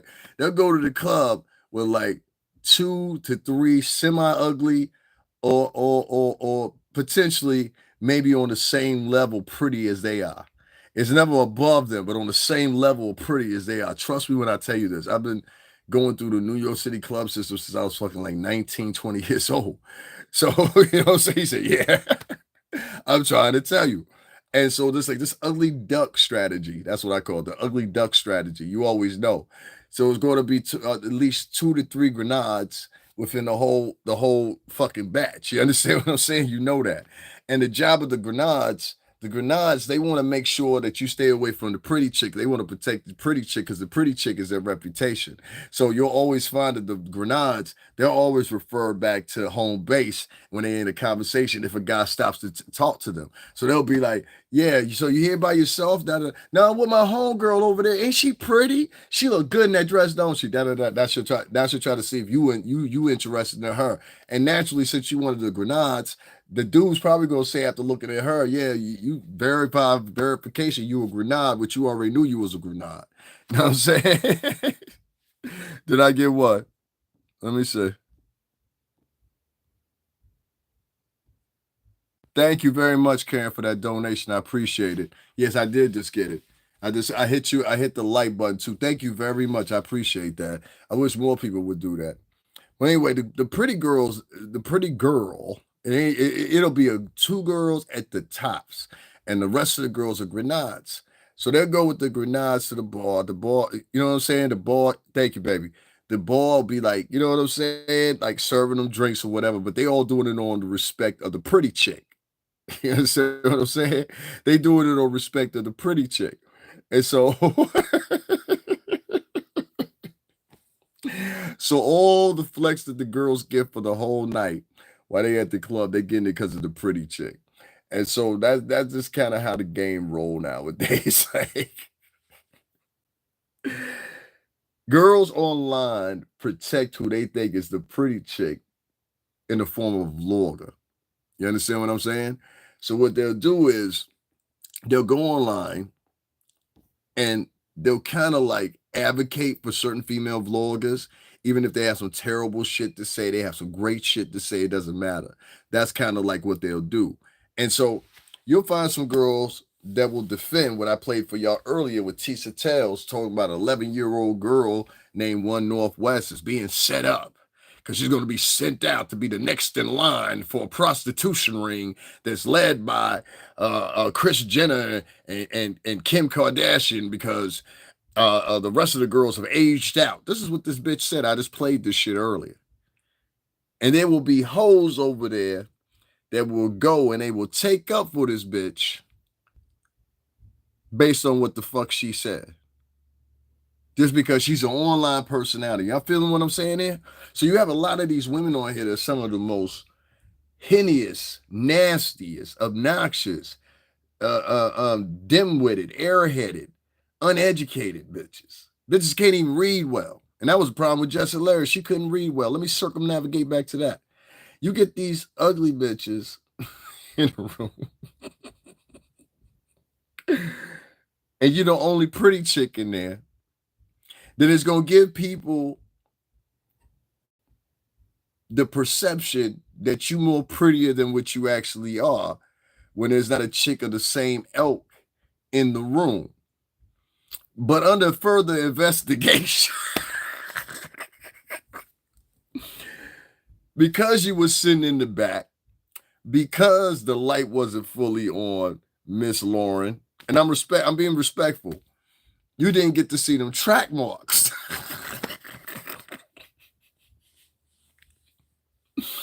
The silhouette from the lights and this didn't quite hit off the tracks. And it was fucking me up.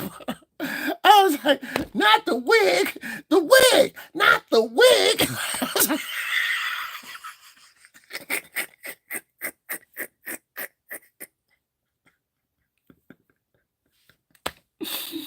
Oh shit. That wig was going, I think I'm gonna get home, but I can't come back. I want to get home, but I gotta come back. That motherfucker was tilting like motherfucker. It was like, I want to hang on, but I gotta come back. Oh, at that motherfucking 10 blonde silky number 1845 she had in her head. I was like, damn, that's a lot of weave. And then it was something about the makeup. I mean, maybe it was just the lighting. But y'all gotta put, y'all listen, y'all gotta look out for a bitch. Y'all can't have that bitch.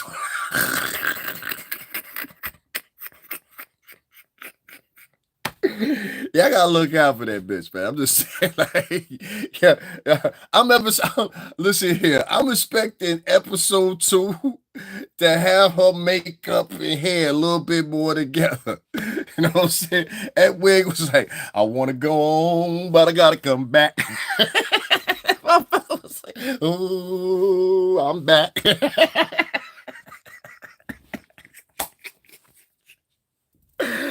Oh shit. That wig be tilting sometimes. Wig walk up to you, got his own voice. What you say? Leaning and shit. What you say to me? Bitch, I set this motherfucker on fire. I want to hold on, but I gotta come back.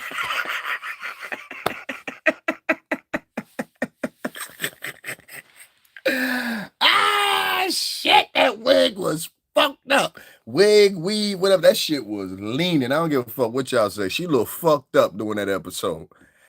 Then got the nerve to have me sitting there for 10 minutes while she get her shit together. I'm like, this bitch already thinks she is star off the jet. No, bitch, you got to put in some work. I don't give a fuck about your 7 years at TMZ, bitch. I don't know you. I'm sorry, that came out wrong. Hell, you know how you be trying to sound more. I'm trying to sound more because I sound a little too northeast to some people, I guess, the way we are up here. So I'll be trying to sound a little bit more subtle. But Lauren LaRosa, I guess that's what her name is. I respect the fact that you got a new show. I think after you picked up after about 35 minutes, it became a little bit more interesting. Like, I ain't give a fuck that you wanted to start a podcast since TMZ. I ain't give a fuck what happened between you and Jess Hilarious. I think the shit old now. Like, I was expecting you to talk about your what your subjects were. Does that make better? We said, I ain't even thought about that. I'm sorry. Yeah, sometimes some people, they do that, though. They be like, yo, you sound harsh because the way you talk. You don't sound nice. Like, there's this big emphasis on niggas sounding nice. I don't talk like that. Like, I don't even want to start talking like that because then I'll take it into my personal life and that just doesn't match with the people I'm around. Does that make sense? Like, I don't want to be like some soft-spoken pussy and then it's like 4 o'clock in the morning and I'm with my wife and my kids or something. I'm like, please just stop. Leave us alone, please, eloquently. You know what I'm saying? And now my kids and my wife in danger and shit because I wanted to be the soft nigga. Now, you're not going to get that. So if you sign me to a contract to do a podcast or whatever, this is what you get. You're going to have to do a lot of beep, beep, beep, beep. Just put me, I'm the Samuel L. Jackson of podcasting. How about that? I'm the Samuel L. Jackson of podcasting. And fuck you. All right, thank you. You know what I'm saying? Now back to Lauren and that. I want to get home, but I gotta come back as we. And motherfuckers like, we're out of here. No, we're not.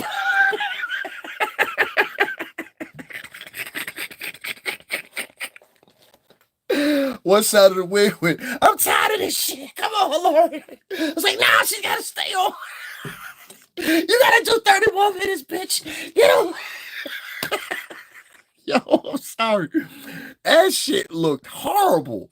Like, I had the girl online. The bitch couldn't find a fucking yes, bitch, you getting joked. She couldn't find a She on there trying on to it. Go look at this shit. You think I'm lying? Go waste your 10 minutes of your life. Go waste 10 minutes of your life. When I come on and I share this, bitch, that's the most time I use off a camera, not talking to y'all. I'm always interacting with y'all when I'm live, right? So I don't like when somebody turn around, waste 10 minutes, then 12 minutes, then 14 minutes. This bitch is wasted like a good 21 minutes talking about nothing. Bitch, when they talk, like, I'm dead serious. I was like, where the shit at for Power 105? Why you ain't do that shit? Like, I'm Lauren LaRosa, and this is what we're going to talk about. Like, I was expecting that. Now she dumbed it down. Her voice changed too. That was one thing that surprised me. When she started the see, I'm gonna tell you somebody else that does it. Tisa Tells. I got a clip. I gotta find that shit. Tisa Tells does this, and a lot of these girls do this. They emulate what they think a white woman or they think general society as a great will want to hear that voice. And instead of it coming out naturally, and that's how the fuck they talk, they'll put on this little fucking fake voice. You know what I'm saying? And they do that little, and a lot of us do that. I had to do it before for business reasons or whatever. You'll sometimes hear me alter my voice so it sounds a little less how can I say, abusive, if you want to say, when I'm around the cops and I'm filming at the courthouses and stuff like that. And that's just because I'm at the police station, nigga. If it go down here, how far they got to come to get me? You know what I'm saying? Like, you feel what I'm saying? Like, I'm literally there. I'm saving them all trouble. Courthouse here, lock up here, back up here. You know what I'm saying? Like, so yeah, I don't want to temperament these motherfuckers. And on top of that, they allow me to do what I do. They allow me to do it in a strength that none of y'all even be able to do. Even so, the motherfuckers from major media be wondering how the fuck I'm able to do what I do. Did you not notice when the what was that guy's name? Margion, what's his name? Luigi Margion. If you just put in his name and put in my name, a video will come up when I was there on scene that day. I was there, and not only did I cover the scene, I covered exactly where that gentleman he passed away at. I was able to give a recap of it and everything like that. I was right there with major media. So even though you won't see no more of that on this fucking page, that shit's subsiding like a motherfucker.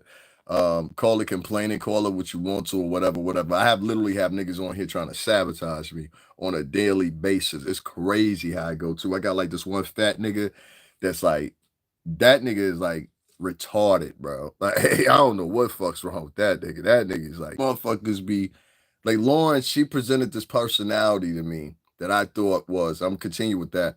I thought was like, oh my God, like, you know what I mean? And like, when you hear her regularly talk, you'll quickly get that ain't her regular speaking voice. That's the point I mean. And so she started the video kind of sounding kind of like almost like Jess Hilarious, which was funny. You know how Jess talks with that ghetto ass voice a little bit or whatever, but that's part of her personality. I can give her that. I can give her that in that sense because at least she was authentic about the shit. This chick pretends with that voice, the Lauren chick, but then switch the voice. I noticed the voice octave difference. I'm a musician, so I understand octaves of people's voices like you never will comprehend. So I'm talking about even speaking voices. I'm very attentive to speaker voices. And so when I hear the bitch talk, I'm like, oh, whoa, that sound a little bit, you know what I'm saying? Something to end with houses, something to end with the villages of. You know what I'm saying? Like, you know, spots to say such and such houses, you know, Martin Luther King houses, the villages of Coretta Scott King housing.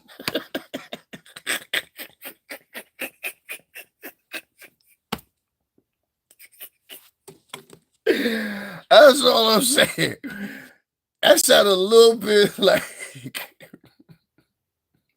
I'm just saying, such and such houses, the villages of such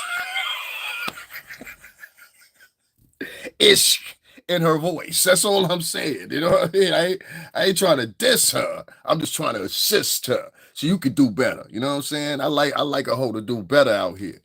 You know what I'm saying? And you got to get rid of that silky number 9 wig that was like, I'm going on to the left, then I got to come back.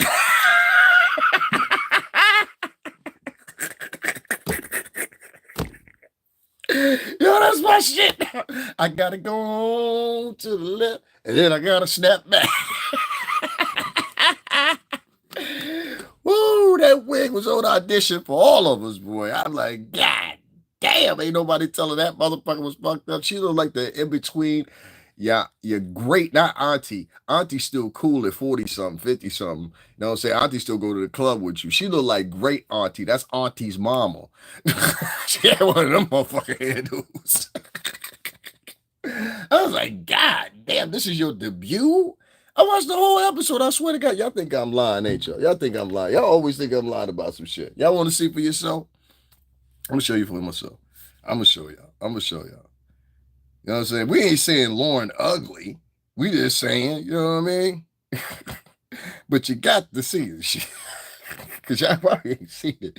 I was like, this bitch got what's I was like, yeah, she got a show. Hold on one second. I watched the whole shit. I was like, I don't know. Lauren LaRosa, that's her name. Hold on one second. Oh shit. Yeah, here goes the shit right here. She done 60K views off this shit. I want to show y'all about this big ass wig she I was like, who gave you that shit? Diana Ross? This shit look crazy. Like, why do you have like hold on, let me blow this up so y'all can really see what I'm talking about. She looked ridiculous. Like, that's just my personal opinion. I mean, or is this acceptable look for y'all? It was a big that was my like focus. It was like, okay, I want to create conversation that matters, but that really shakes the room. Like, see, when she ain't in the room with Jess Hilarious, she just average looking. And there's a lot of makeup going on, the fake eyelashes, the hair is fake. It's like, what's real on her? This is crazy. Now y'all hear how she talking right there? Yeah, that shit is crazy. You see what I mean? That's silky number 815 right there, that Brazilian yaki. You know what I'm saying? I got the bitch at the root. That shit is crazy. And I'm like, niggas really got that done. Like, you see where the part is right there? That's where the wig began at, right there. That's the shit to give it away all the time. That part right there in the middle. Y'all pay attention to that part. Cause see, a bitch with real hair, she could do that part on the side. That's where the hoes will be messing up at. They need to start parting it on the side to look more natural. That middle part right there, just fuck it up. I already know that's the placement for the wig right there. So underneath that shit, you got some cornrows, or you got a one of them. You seen the hat mats some of them bitches be wearing? That's the scariest shit right there. The hat mat, it look like a stocking that fit over top of their head, and it got the hair protected underneath there and shit. And then it got the silky number 9 placed over top of it. The shit is crazy. But look at this shit. This shit go down past the shoulder, son. This shit, the yaki is crazy, like I told you. I'm leaning over to, see how she always lean her head over to the left? Then watch her try to lift that shit up. That shit heavy. That shit heavy, cricket, man. Look at that neck. Her whole my neck getting tired. See how she leaning over to the left? And I come back to the right. You see how she keep moving her head back? She trying to keep her balance because the yaki is dumb long. Look at that shit. That shit go down to her knee, son. That's ridiculous. Y'all see the yaki? Look. She gonna go lean to the left again, and then watch. She gonna snap back to the right. I lean over to the left, then I snap back. See how she come back over to the right? That shit heavy and it's hot. They were reaching. My concierge in my building, like everybody. But this is her show, and you see right there the whole time she was just sitting there talking about herself. And right now we into 16 minutes of the show. Now I'm gonna tell you what I was talking about when I said at the beginning of the show, because since y'all think I'm exaggerating this shit. Like, she didn't take, and this is out of a 54-minute show. All that good stuff for listening. How are you guys? Now listen to her other voice. This is her other voice I was telling y'all about. I can't make this shit up. Hold on one second. Let me turn this shit up so y'all can hear it.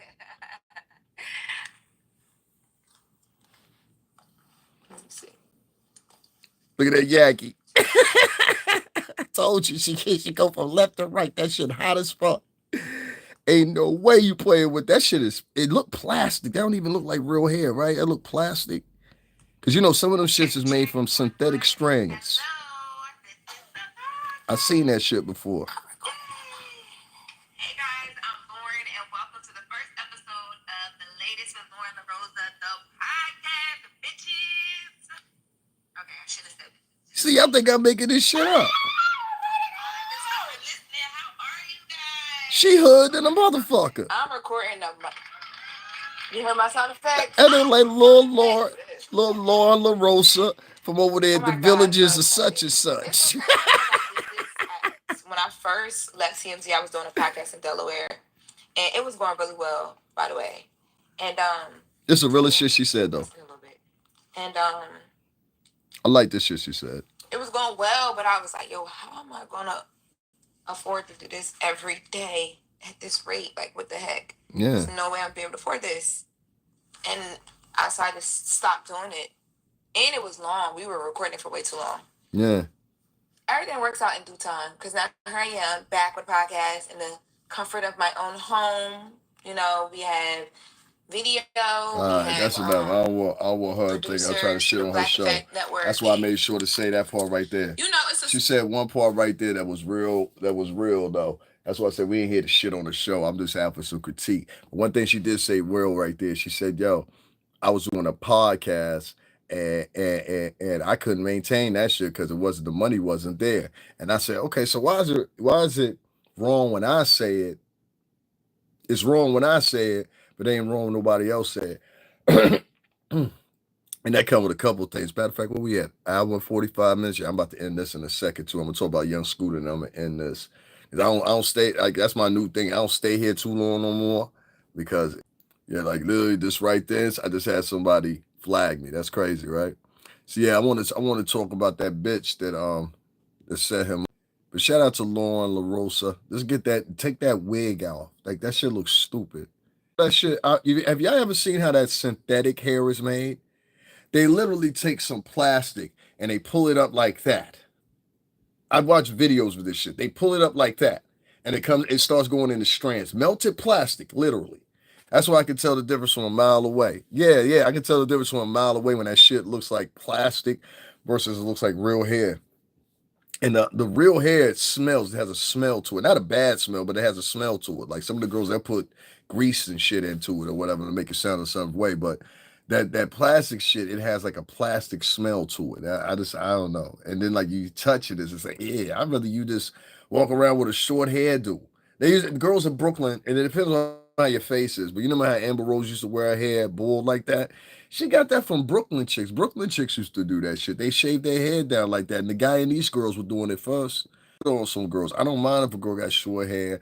I don't mind if a girl got whatever. I really don't. You know what I'm saying? Most men they prefer a chick without that crinkle in their hair, whatever. And I'm like, well, bitch, you out here talking about niggas like lusting after white bitches and Latin chicks and shit like that, but you want to look just like one of them.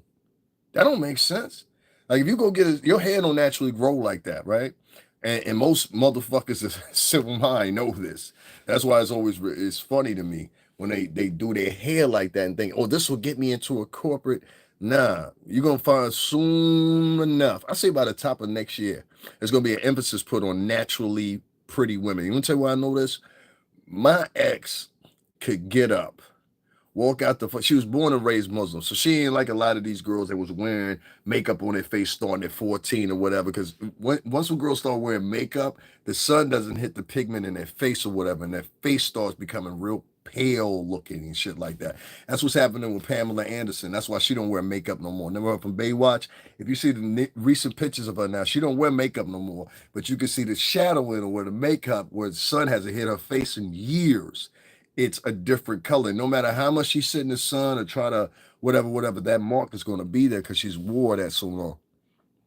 I don't like it either. I don't like it. Even if you take women from 10, 15 years ago, they dressed and look different. I don't like the way some of these girls look like fucking aliens. Like they look like they're from a different world, or their ideal system is something different from mine, or they have weird thoughts in their head, like real strange, demonic, troublemaking, this nasty thoughts in their head. And this forms with black women, white women, Spanish women. I've seen it in all three of them. This demonic looking bitches. Like I've seen some women, I've walked past them, and I'm talking about recently in New York, of multiple different ages. I attract women from 25 to 35 to 45 to 55. I attract every last tier there is. And like I've had some bitches you walk past, especially the older ones. They walk past you and they look so evil, and it's like you can feel it. I'm like, damn, bitch, what the fuck happened to you? Like a real bruja, you know what I mean? And I'm like, yo, no, I can't be around that energy because that bitch get mad at you, it's over. So, but this young Scooter shit, right?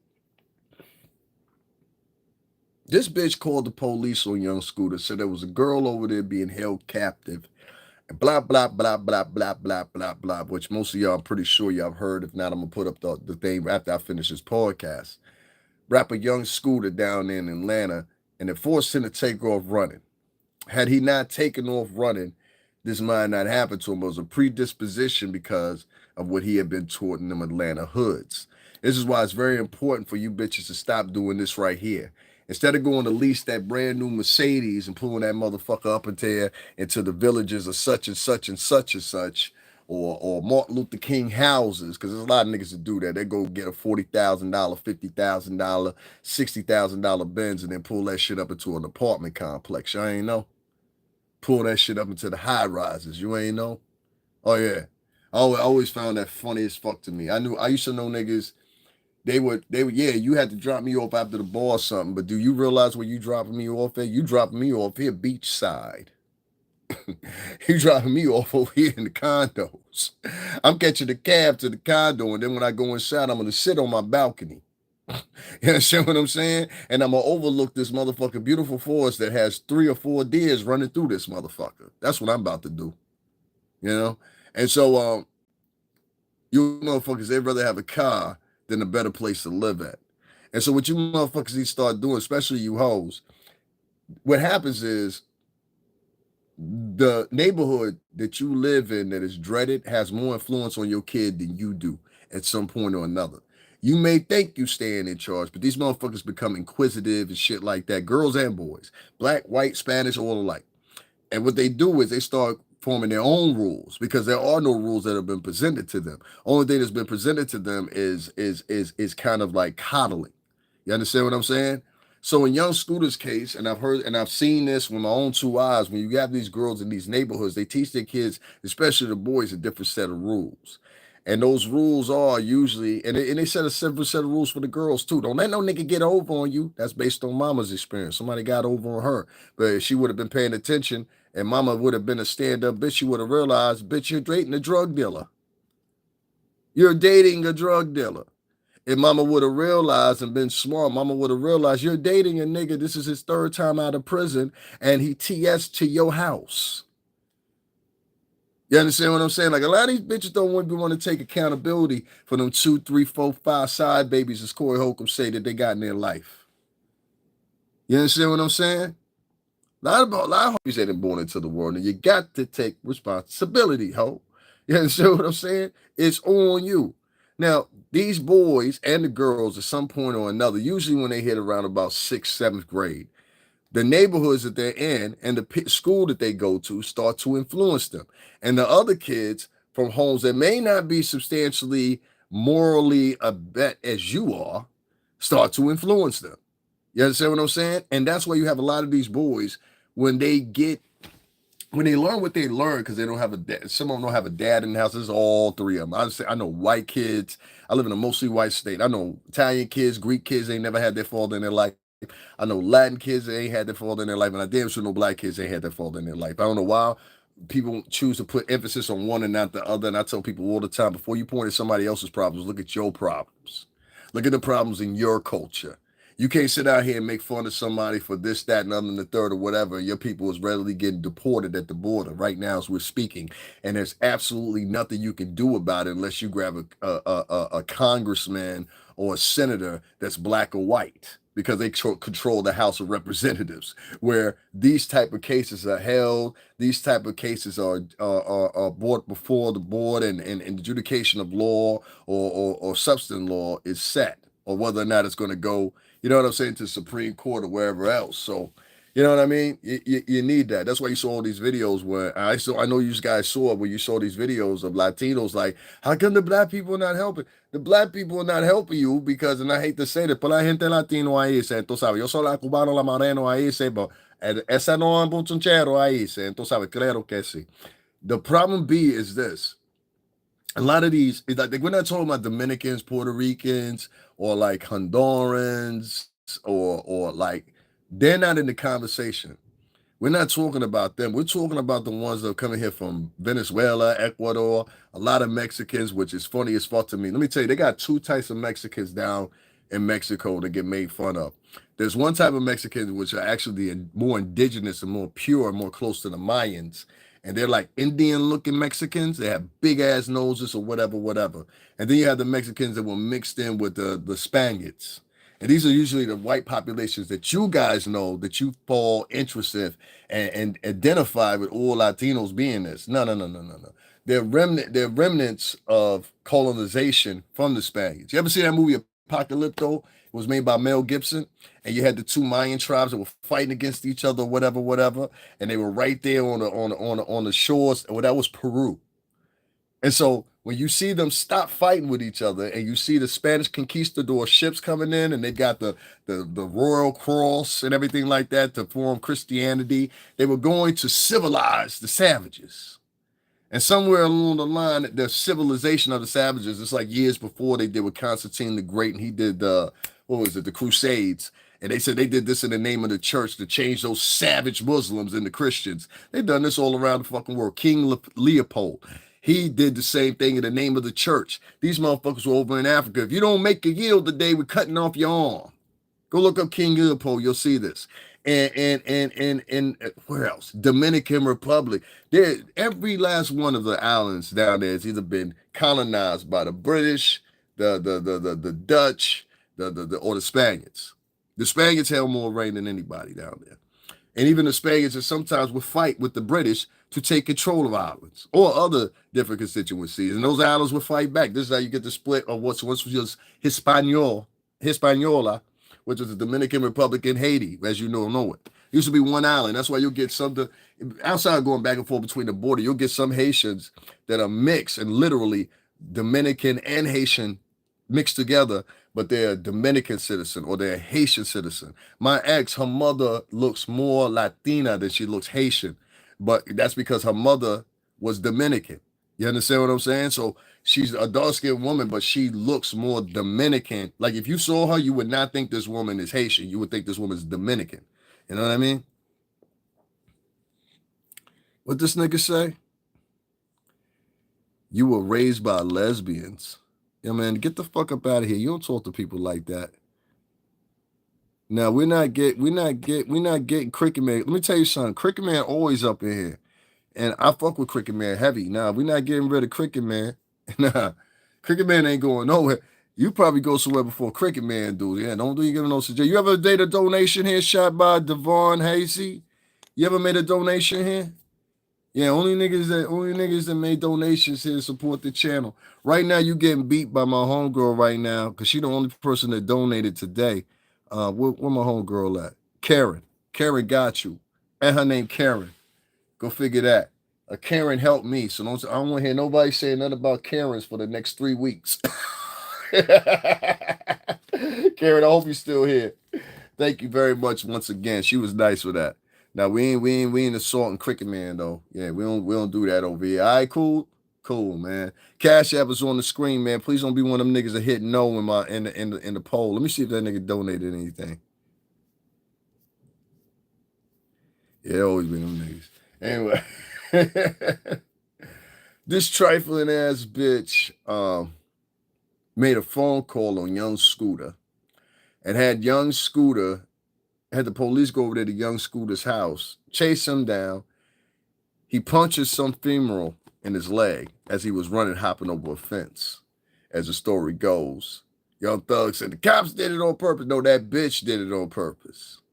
And this is what I try to tell you. See, Young Thug was in jeopardy yesterday. Many of y'all do or don't know. He was in jeopardy yesterday of losing his freedom, his newfound freedom, because one Fanny wanted his shit revoked for a post he put up talking about the cops had something to do with Young Scooter. No, they had nothing to do with it. That bitch did. And that's what I want to talk to y'all about. See, when we talk about Diddy, right? And I was talking about that initially. If y'all want to go back and see what I'm talking about, y'all go back and see what I'm talking about. But when we talk about Diddy, right? And we talk about whether or not these people, these women, some of these women are coming in there lying and shit like that or whatever, there's always a question mark put on top of, no, all the victims are telling the truth. And it matter of fact, it's unlawful to even call these women victims because they haven't won anything. You understand what I'm saying? The only victim here you could clearly point at, if anybody, would be Cassie, right? Okay, fair. So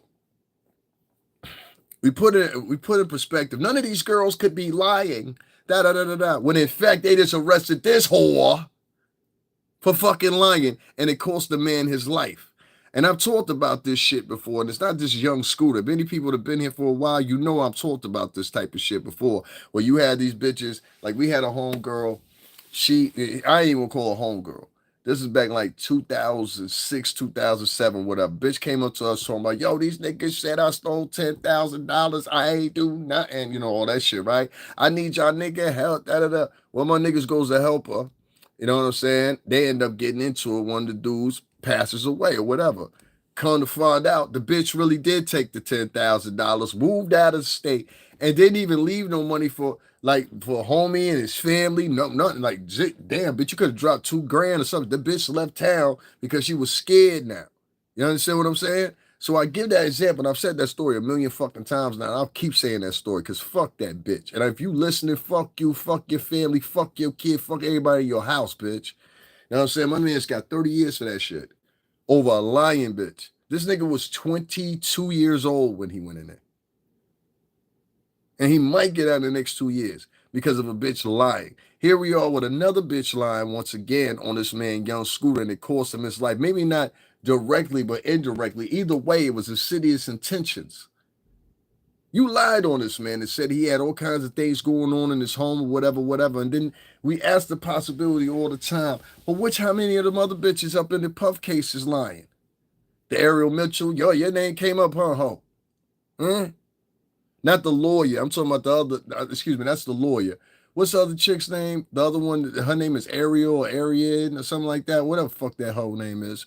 You know what I'm saying? Yeah, 30, real talk, 30. Buddy, right down in Jersey, 30. I remember the day to this day. We was standing outside. We was down by the store. I remember that shit. I ain't gonna give too many details, but I remember that shit to this day. He got 30. He was 22 when he went in there. It's like 2 more years he could tap the whole way out or whatever. But he wasn't even eligible for parole because it was first-degree murder, they called it, all facilitated off the words of a bitch. And then other bitches, what you gonna notice is other hoes ain't gonna go online and talk about this shit. I can guarantee you, nigga. Ain't none of these chicks gonna go online and talk about this shit. Anybody talk about this shit is gonna be men. Chicks gonna get this shit a pass. You understand what I'm saying? So, you know, it's sad to say or whatever, but this girl made a phone call to police, said all kinds of things about Young Scooter. He was doing this, he was doing that, he was doing this. Kind of found out he wasn't doing none of that. Bitch was a whole full cap and cost this man his life. And that's why I tell y'all gotta watch who y'all listening to. Y'all gotta watch who controlling your mind when it comes to these chicks, because a lot of these chicks be lying. They'll lie for views. They do little sneaky maneuvers. There's this one bitch right now. This bitch go live every day. Now her trajectory is trying to take down everybody. You make it look like it's for you, but really, to that little girl up in Canada, you doing it so you can get back in good graces with them white men you was over there with. You understand what I'm saying? And I'm not saying that because they white. I'm talking about them British gentlemen that you was over there with kissing ass for all this time. Talking about, oh, they just interview everybody. If they would just interview everybody, you a teacher. Like, this is the thing for me. You was dumb when it came to the and I'm gonna say his real name, Sean Atwood. You was dumb when it came to over there. You was dumb when it came to Jaguar, right? You just is dumb, and it's a great acting role, bitch. But you know what? Sooner or later, when you keep doing that same acting role, people start to get onto it. And that's why them views keep going down more and more and more and more and more. Because you keep doing these acting roles for niggas. You understand what I'm saying? Niggas don't want to see acting roles. That's why I come in here and talk plain. You try to navigate a whole bunch of shit, but I'm like, what kind of valuable school teacher could you actually be if you keep sitting up here talking about, oh, I didn't know. Oh, I didn't know. Oh, I didn't know. I'm trying to figure out now. So that's a great excuse, or the fake apology tour. I'm sorry for this. I'm sorry for that. Or whatever. I don't feel no empathy for you, Ma. You was all with the fuck shit until it started falling against you. You understand what I'm saying? And like, for that right there, like, if you want to be a suck ass nigga and walk that shit back, you can walk that shit back with it. Be who you gonna be. And I ain't calling nobody out specific, but I ain't fucking with that bitch. You know what I'm saying? I don't care if you trying to be nice. I don't care what your trajectory is, whatever it is. Like, I find you to be a fake bitch. And like if the circumstances were different, it like you just had 1 or 2 interviews when it comes to the Jaguar right shit, you was fully invested in that shit. And even when niggas was telling this chick, hey, it ain't like that, this is what they feel. And I'm not talking against Jaguar either. I'm just saying, even when niggas were telling you that or whatever, you had the opportunity to bow out there. You could have bowed out gracefully and been like, yo, Jag, I ain't fuck with you no more. Instead, you chose the option to blow the shit up and make it a day-to-day effort to try to damage a woman that you once believed in. And everybody's questioning her credibility, but nobody's questioning your credibility. How credible are you as a bitch? First of all, you let these hoes fool you that easy. You understand what I'm saying? If that's the case, how motherfucking legit of a hoe are you if you turn around and you said you was fooled by Captain Kangaroo Atwood and all that. Oh, now they got terrible guests on there. Now Rocco Fowler is a joke, but you had Rocco on your show too, didn't you? Didn't you have Rocco on your show too? I could have swore you sat down and talked to Rocco too, and you was believing him. So like, I have a up here in the tri-state, niggas would have checked that bitch. Is that fair? Up here in the tri-state, niggas would have checked that bitch offline. I'm saying like if that shit would have happened and proceeded offline, because I have a willing, like I look at the behavior of motherfuckers online, and I say that's condescending with their behavior offline. They conduct themselves in real life like that too. You understand what I'm saying? So that's what I know when I'm up against. So like when I see a nigga like that be online, they be like he ha ha he ha ha key all the time. I'm like, yo, this is a nigga that would end up in the back of somewhere. You know what I'm saying? Slumped. So I don't really pay too much attention to, like, especially if it's a fake profile or something like that. But I just be in contention with shit like these hoes are allowed to do a lot of things online and then get away with it. You know what I'm saying? Make sure y'all double tap that like button if y'all would or whatever. We're gonna extend this a little bit more, a couple 30 talking about. They don't like the way I say it or whatever. Oh fucking well. Truth remains, and truth is, a lot of y'all men especially need to start calling these bitches out, or we're gonna have more problems like young Scooter. You know what I'm saying? And I gotta be honest with you. I hope they throw the brick at that bitch. That bitch got arrested. She attempted to put out a video, apologize, or try to explain herself. And it's gonna be some hoes that gonna let that bitch explain herself. It's gonna be some hoes that gonna offer a motherfucking, like, trust me, the sisterhood of traveling big backs is strong. You heard me? The sisterhood of traveling big backs is strong. And it's gonna be a couple big back bitches that gonna be trying to justify, well, that nigga should have never ran from the police. If he ain't do that, he should have never ran. Bitches gonna sound just like a Klan member. That nigga should have never ran, goddamn it. If he would have never ran. Like, they almost, if you close your eyes and don't look at them, they almost sound like Klan members. Well, why was that nigga running? You understand what I'm saying? So that's how they're gonna do it. So just be prepared, fellas. Don't get mad. You know what I'm saying? Just call them hoes out on their shit. There's a whole bunch of hoes that be online, and they be talking like, yeah, I hope this person go to jail. I hope this person go to jail. And their 15-year-old son is sitting in the living room playing PlayStation 5 with an ankle monitor on his head. You understand what I'm saying? With an ankle monitor on his leg.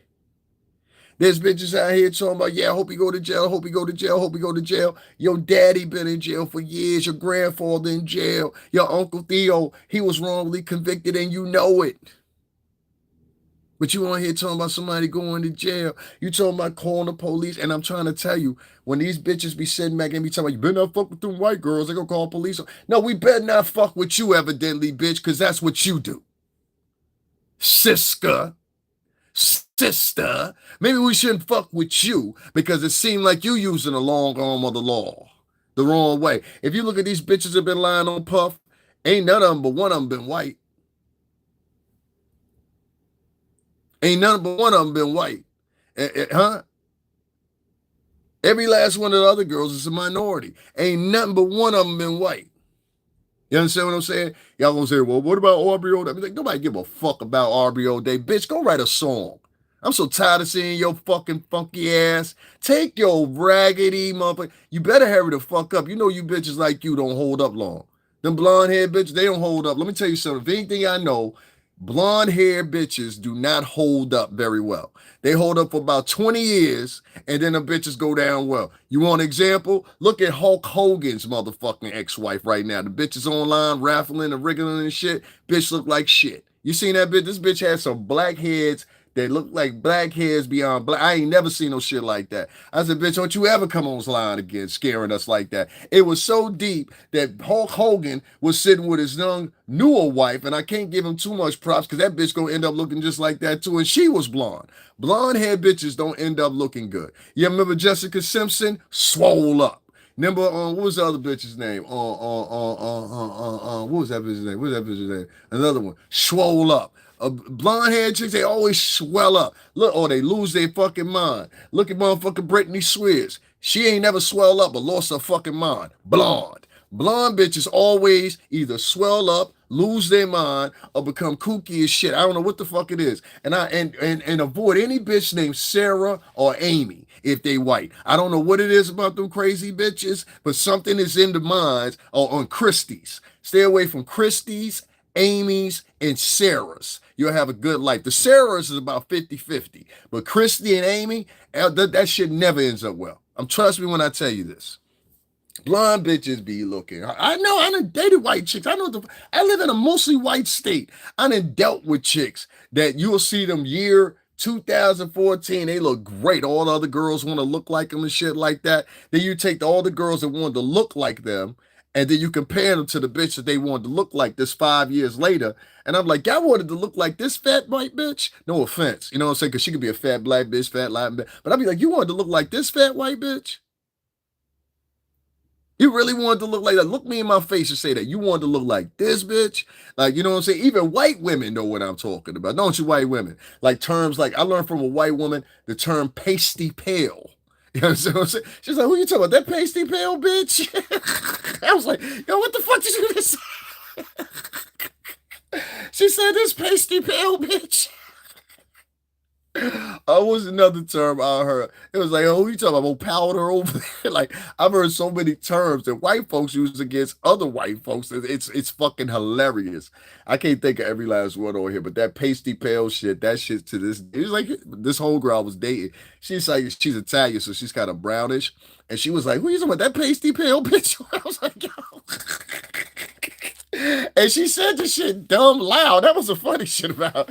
I was like, shout out to Caitlin, crazy bitch. Like all the Italian girls I know are like fuck. All the Italian girls, all the Dominican girls, all the Honduran girls, and like 80% right that I know, they're all fucking crazy as shit. Like they'll do shit to you, and it'll be at their like not at their expense. It'll be their pleasure. Like they, you know what I'm saying? Like I just know some bitches that like to fight. That's why I be like, bitches be on here talking shit to me. I'm like, bitch, you don't know who I can set on you from Brooklyn, from Bronx, from Harlem, or whatever. And they be like, I got my cut. You gonna need more than your cousin.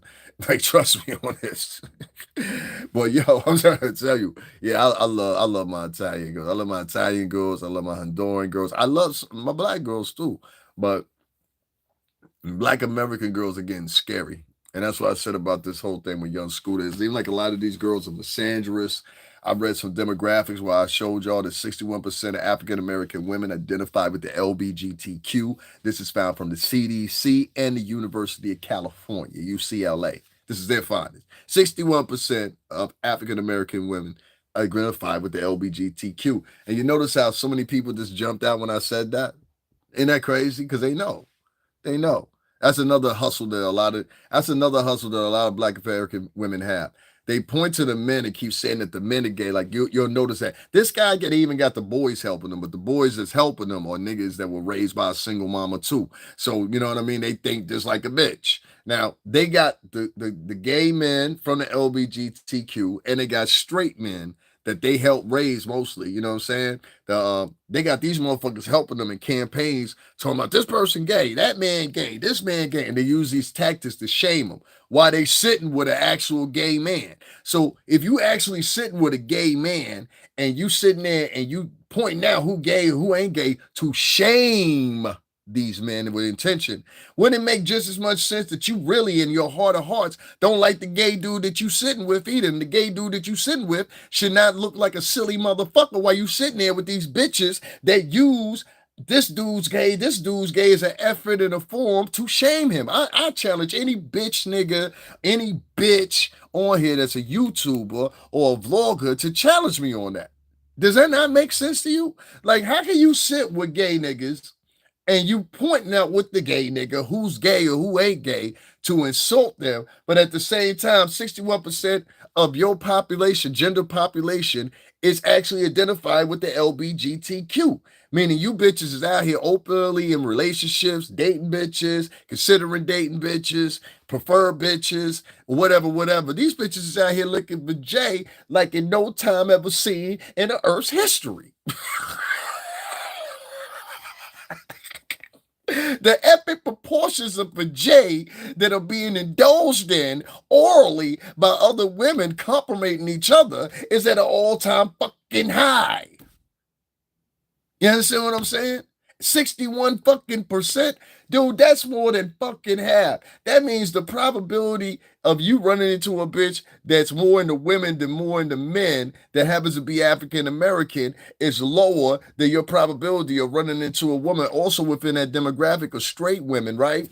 That are not married, not in a relationship. So now the demographic drops even more so. And now it's really at 15%. So 61% of the eligible bitches is either dating another woman or seeking another woman when it comes to African American women, according to the demographics. I done now read y'all 7 times, showed it on the screen, everything else so people could see here. Yeah, I'm trying to tell you. This is the second time I heard modern day women like other women more than they like. I'm trying to tell you, they like other women. They like the company of other women. If you notice in the videos, they always slapping another woman's ass. They always grabbing another woman's breast. They always kissing another woman. I know we were all shocked when Neely Leaks went and married a bitch. You understand what I'm saying? I know we was all shocked when a lot of these girls, they all of a sudden out of the blue turned lesbian. No. I believe that there's a direct influence and a direct contrast with the feminism movement, the misandrous movement, these broken homes that a lot of these girls come from. We talk about these men coming from broken homes. A lot of these girls come from homes that they have mothers that were fucking terrible. That's why I pointed out earlier the movie Mommy Dearest is an example. There's other examples of girls out here prostituting their daughters or doing all kinds of crazy shit all throughout history. We never point out and have those conversations about those stories, but we wanted to have this narrative about young Scooter the other day, and he was such a terrible dude, and girls were actually on their lines on Twitter, this one, that one, the other, and the third, talking about this man is terrible, this man is terrible, this man is terrible. All along, he's what do they say? He's a sexual assaulter. And women got to be careful. They were using these narratives to more entice these women and more indoctrinating them into being in part of the, you know what I'm saying? Whatever they doing. You know, I call it. I don't even call it a like. My cousin is gay. You understand what I'm saying? I talk about this all the time. She's a female. She has a girl that she's been involved with for years now. You know what I'm saying? Our family know the girl. So it's like, it's funny to me. She's always been like that. You know what I'm saying? Like ever since she was like in middle school, like it was no fucking ifs, ands, or buts about it. You know what I'm saying? So without embarrassing her or saying, saying too much about her, when I get these, what we call them up here in the New York City tri-state area, we call them fashion lesbians. These are girls that turn lesbian because they think it's trendy. These are girls that start eating vajay because they believe that no man can compliment them or anything else. And no man is financially as stable as them. And even though they hired by a man, you know what I'm saying? Shit like that or whatever. But I call them fashion lesbians. So they'll start dating another woman because it looks fashionable. They'll start dating another woman because certain groups that they might circle around find that acceptable more so than being around a man. Usually these circles are not navigated by that LBGTQ crowd. No, rather the opposite. They're navigated by women that are ultra extremist feminists and and women that are ultra extremist misandrous, and men that, believe it or not, are supporters of feminism. Y'all never, I'm gonna have a whole conversation about that in a minute. I gotta go in a minute because, like I said, I don't be sitting here too long if I ain't getting financially supported. I've been here for 2 hours and some change. I done dropped a lot of bombs on here.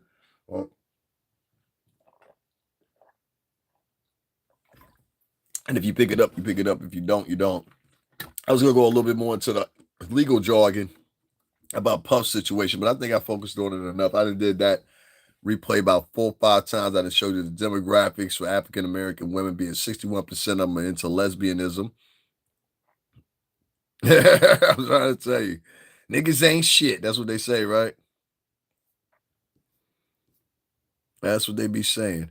All right, y'all. Unfortunately, I would love to sit down and talk with y'all some more, whatever, but I'm gonna let y'all get on so y'all can go to y'all favorite podcast and donate some money to them instead of me. I don't sit here very long if I don't get financially supported. I had 23% of people say no, don't donate. 77% of people say no, don't donate to me. 23% said yes. Well, I wish you 23% would actually donate something, and the 77%, shout out to all y'all hating ass niggas, man. That's what's up. You know what I'm saying? No, we good, we good, we good, we good. I always do that poll because I like to see. See, I'll end it with this. We have a lot of different vloggers, like I said, that follow people. Like right now, I have people watching me that don't like me. So what they'll do is they'll invite their people over here to watch me too. There's one particular woman, a very demented female that keeps coming over here. She ain't never came over here like she been coming over here before, but it's about like 6 or 7 of them. Then we got the niggas. You understand what I'm saying? Because it go right into what I'm saying. We got niggas that will sit back and forth over and over and over and over and over and over and over again, flagging my page because they want to win. You understand what I'm saying? Some niggas is mad at me because they ain't got the numbers I got. Watch within a day, I have the same numbers. I know exactly what I'm doing. Yeah, they do that. Trust me when I tell you that. As I was live with y'all just now, like we know, I can't tell y'all how, but we know when somebody's flagging our page because something will happen.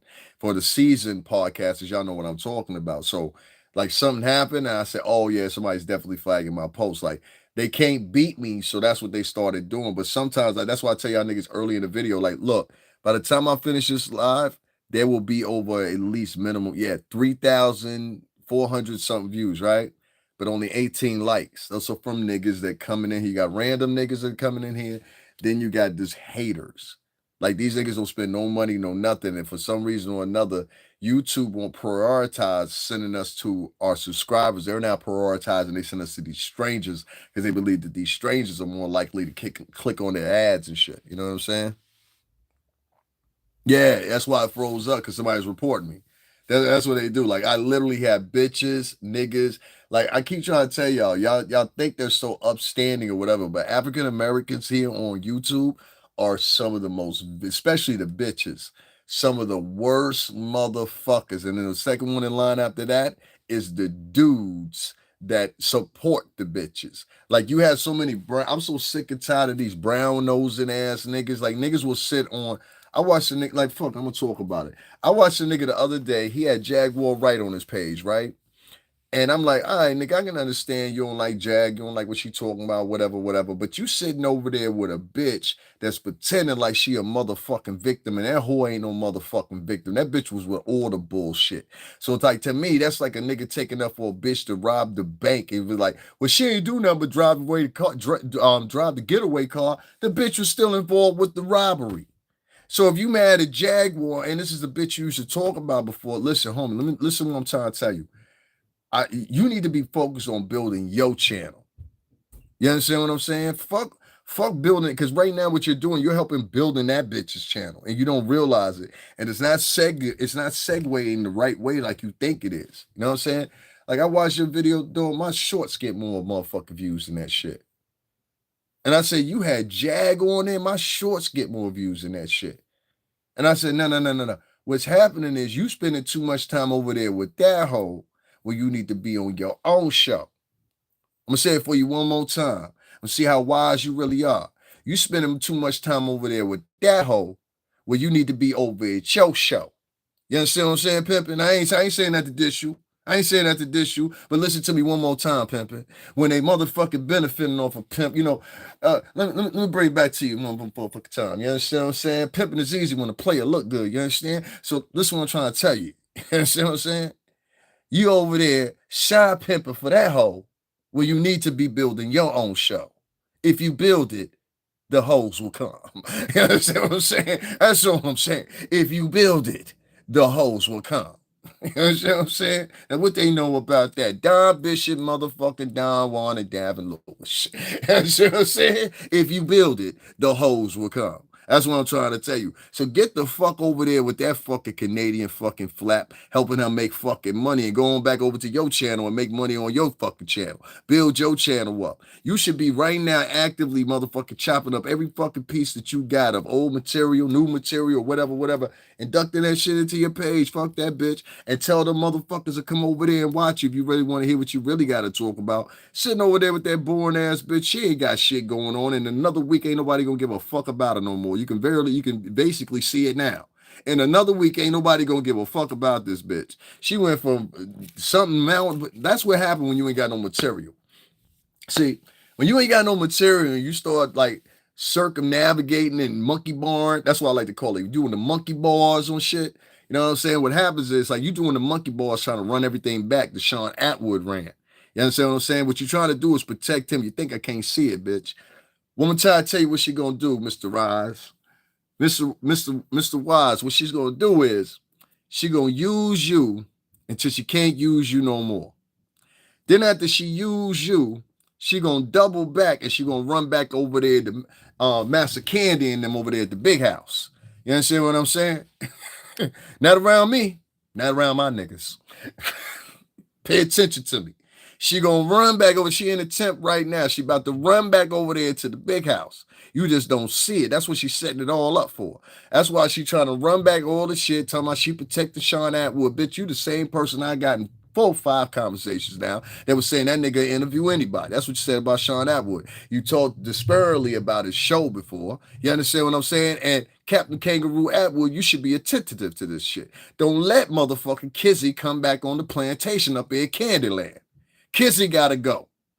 You understand what I'm saying? Now, I'm sorry, Kizzy. Who you talking about, Kizzy? Kizzy out there. She picked almost 14 pounds of cotton a day. God gave it to me. A nigger among niggers. That was said in a movie. You know what I'm saying? My point is, don't let Kizzy back on the plantation. No. Don't let Kizzy back on the plantation. She trying to come back onto the plantation. Oh, shit. I've been doing this for 5 years. One thing us seasoned podcasters know is you got to know where you're going to next. This bitch has no direction. It's a good movie. This bitch has no direction. You understand what I'm saying? And if a hoe ain't got no direction, if the bitch can't swim, she gonna drown. So, you understand what I'm saying? This hoe ain't got no direction. And what she got it set up is she thinks she's the leader. You understand what I'm saying? La Madame Petite. Oui? And she thinks she's the leader, you know, of the brothel. And you're not the leader, man. You're very sneaky. You're very cunning. I believe that bitch come over here and flag my channel. I never flagged this bitch's channel a day in my life. But she's cunning. And she's very, as most women are. Most women are cunning. You understand what I'm saying? Yeah, that's why you have to pay attention. I got 2 sisters. I know what to pay attention to with a bitch. I know when a bitch is being sneaky. I know when a bitch is trying some slick shit. I know when a bitch is trying to force something on me. Like a lot of bitches are trying to force something on you in a way psychologically that they think you ain't paying attention. I'm like, bitch, I know exactly what the fuck you're doing. No, you're not doing that. And that's what I suggest. Any man out here that got some backbone or you get in a relationship, because that bitch will never respect you if you don't. No, bitch, we're not doing that. And stop staring at me before I put these boxing gloves up on there. We can go in the backyard and handle it how you want to handle it. That's how you got to talk to modern day chicks. Because a lot of these bitches think they can whoop you. You understand what I'm saying? That's why I don't hesitate to hit a bitch with a stun gun quickly. Watch it do the Dougie Fresh. Oh. You know what I'm saying? For real. These bitches will shoot you. These bitches will stab you. These bitches will stun you. These bitches will shoot you. Everything else. Like, why wouldn't you? Things like that or whatever. A lot of people, they think, oh, are you wrong for saying that? No, I'm not wrong. No. I deal with what is in front of me. And if you don't want to deal with what's in front of you, then that's your choice. But I don't. I know where I live. I live in the New York City tri-state area. You out your fucking mind. Bitches can get it too, nigga. Fuck that shit. You know what I'm saying? I don't know where y'all live at. I mean, if you live in Wichita, Kansas, I mean, I think the rules are different. Up here, these girls are violent. In Chicago, those girls are violent. In LA, the girls are violent. In Texas, the girls are violent. And damn sure I know in Miami, the bitches down in Miami, you better be careful. She don't pop the trunk and have an AR in that motherfucker. And she got her face and name spray painted and airbrushed on the side of her car. You know what I'm saying? That's a little Riri right there. Y'all better leave little Riri alone. Oh shit, Riri, don't pop the trunk on a nigga. Bitch. You know what I'm saying? I'm trying to tell you, them bitches down in Miami, they different. It's a bit different, but it's the same here. And where you at, Maryland? People crazy? Yeah, I'm trying to tell you for real. Like, no hesitation. I'll zap a bitch in a minute, dog. For real. I hit a bitch was like 4 weeks ago. Now I hit a bitch with the stun gun. I put that shit on highest mode. I hit that bitch right in her ribs. That bitch did the Dougie Fresh. She said, Then the bitch tried to call police on me. I told the police why I hit the bitch with shit. Because the bitch, oh, Missouri. All right, I got you. I told the police, I sat there with the police and said, yeah, I hit that bitch with it. And everybody on the train had my back because they got on the train. It was like 3 stops before I got off, right? She had a girlfriend. Once again, go back to this shit. She had her girlfriend with her, right? Your girlfriend looked good. Your girlfriend was dressed in a way where the cheeks was out or whatever. It was a 50-degree day. You feel me? So the cheeks was out and everything like that. Niggas just looking at your girlfriend. So her and the girlfriend got on, whatever. Everybody on the train, but she's some reason or another. I'm the pretty nigga. So she wanted to point me out. That's why I be telling people I'm prepared for that. I've been prepared for that since I was 13 years old. Oh, he the pretty nigga. He the one to try. All right. You know what I'm saying? All right. So, you know what I mean? She tried to try me or whatever. I walked away from the hoe. I walked away from the hoe. Like everybody on the train see me that's filming on the train. I walked away from the hoe and walked all the way to the end of the cart. The bitch said, nah, it ain't going like that, you bitch ass nigga. This, that, and other and the third. So then the bitch got right up in my face. I said, yo, shorty, get out of my face. She got more in my face. I said, what you gonna do, nigga? Da, da, da, da, da, da, da, da. So she didn't even see it coming. I already had my hand out my pocket. It had the shit right there, and it's on right there on my shit. That bitch went to touch me. I said, oh, bitch, you done fucked up. I said, hit that bitch right in the wrist. She said, down, did the Dougie Fresh. That bitch fell all the way on the seat. I'll tell you no lie. So we turn around. She gets back up. I said, yo, if you come at me again, this time I'm going to snuff you. So now she made choices. Now she just talking.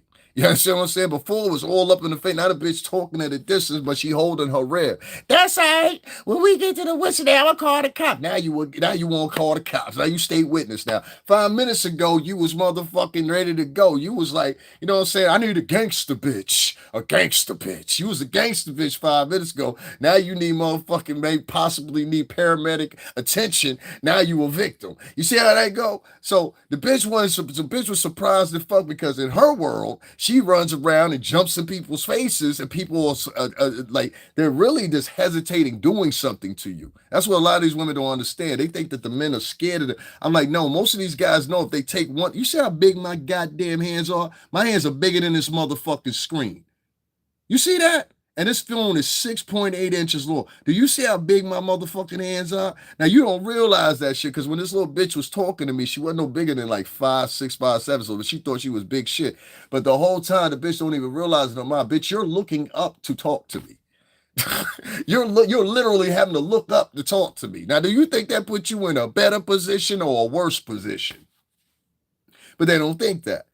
And if you did this 10, 15 years ago, there's most girls out here, they know, don't jump in men's face like that. Anything can happen. That nigga could be having a bad day and do something to you. It's that simple sometimes, you know? It really is. But in that situation, I didn't know what this bitch had on her. She was too close to me or whatever. Let me finish the story. So we get to the stop or whatever. It's not the next stop, it's a stop after that. Because in between that, she was talking shit. So it's the next stop after that. So she then got on the phone somehow or another, called the police to the conductor. The police show up because there's like a little thing that you can do. So she has the cops come up to the whistle day. We waiting on the platform or whatever. He's like, yo, just don't go anywhere. Just stay here. Tell me what happened. Everybody on the train got my back. Niggas that don't even know me got my back. Like, I saw what all happened. Da, da, da. But you always need that extra emphasis. I'm going to give a shout out and a salute to white women everywhere. There was this old white woman. She said, I saw what she did. That woman was trying to assault that man. That's how she said it. She said, assault him.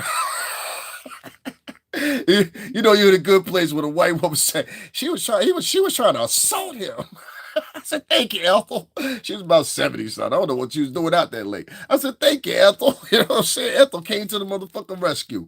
And so the cop said, oh, well, she was self-defense. Oh, okay. And they literally just looked at her and walked the fuck off. They didn't ask this bitch if she needed an ambulance. They bitch, you need a bottle of water. And the only thing he asked me to do, he said, just get off the train, this train, and just wait for the next one. I said, no problem. You know what I'm saying? I said, I'm gonna go freak it. Because I know the bitch will probably go up 2 stops and be waiting for me. Now she got a brother and a cousin, all that up in. You know what I mean? Now it's gonna turn outside of fucking zapping a nigga. It's gonna turn into really zapping a nigga. So I was like, yo, let me just go up. You know what I'm saying? Excuse me. Let me just go upstairs, go across the street, and go back downtown. You know what I'm saying? To get on another train. And I'll never have to see this bitch again. Nigga, this happened at like 10:30 at night. I don't know who this hoe is. You know what I'm saying? Over her and her girlfriend. And her girlfriend didn't even help out. That was a funny thing. You was doing all this beefing over your girlfriend. Come to think about it. And your girlfriend didn't even help you out when you got zapped. But I bet you that bitch won't do that shit again. I hit that bitch hard too. I let it sit for a minute too. That's the whole key to it. Don't just hit that bitch one time. Hit that bitch and make that shit sit for a minute so they can really think about it. You know what I'm saying? What's up, B? We call fuck around and find out you made it better sleeping. Exactly. That was the best shit I got because it stopped you from having to shoot a motherfucker. You know what I'm saying? Like, you ain't always got to shoot somebody or put a bullet in somebody. You know what I'm saying? Sometimes that's just enough to let them know. Get that and get that mace right. You know what I'm saying? That bear, especially the bear spray. The bear spray, that shit have you thinking about something different. You know what I'm saying? Oh yeah, I'm Mesa hole too. No problem. No problem. No problem. I like female feminine acting women. I don't like women that act masculine and try to act like you one of the guys.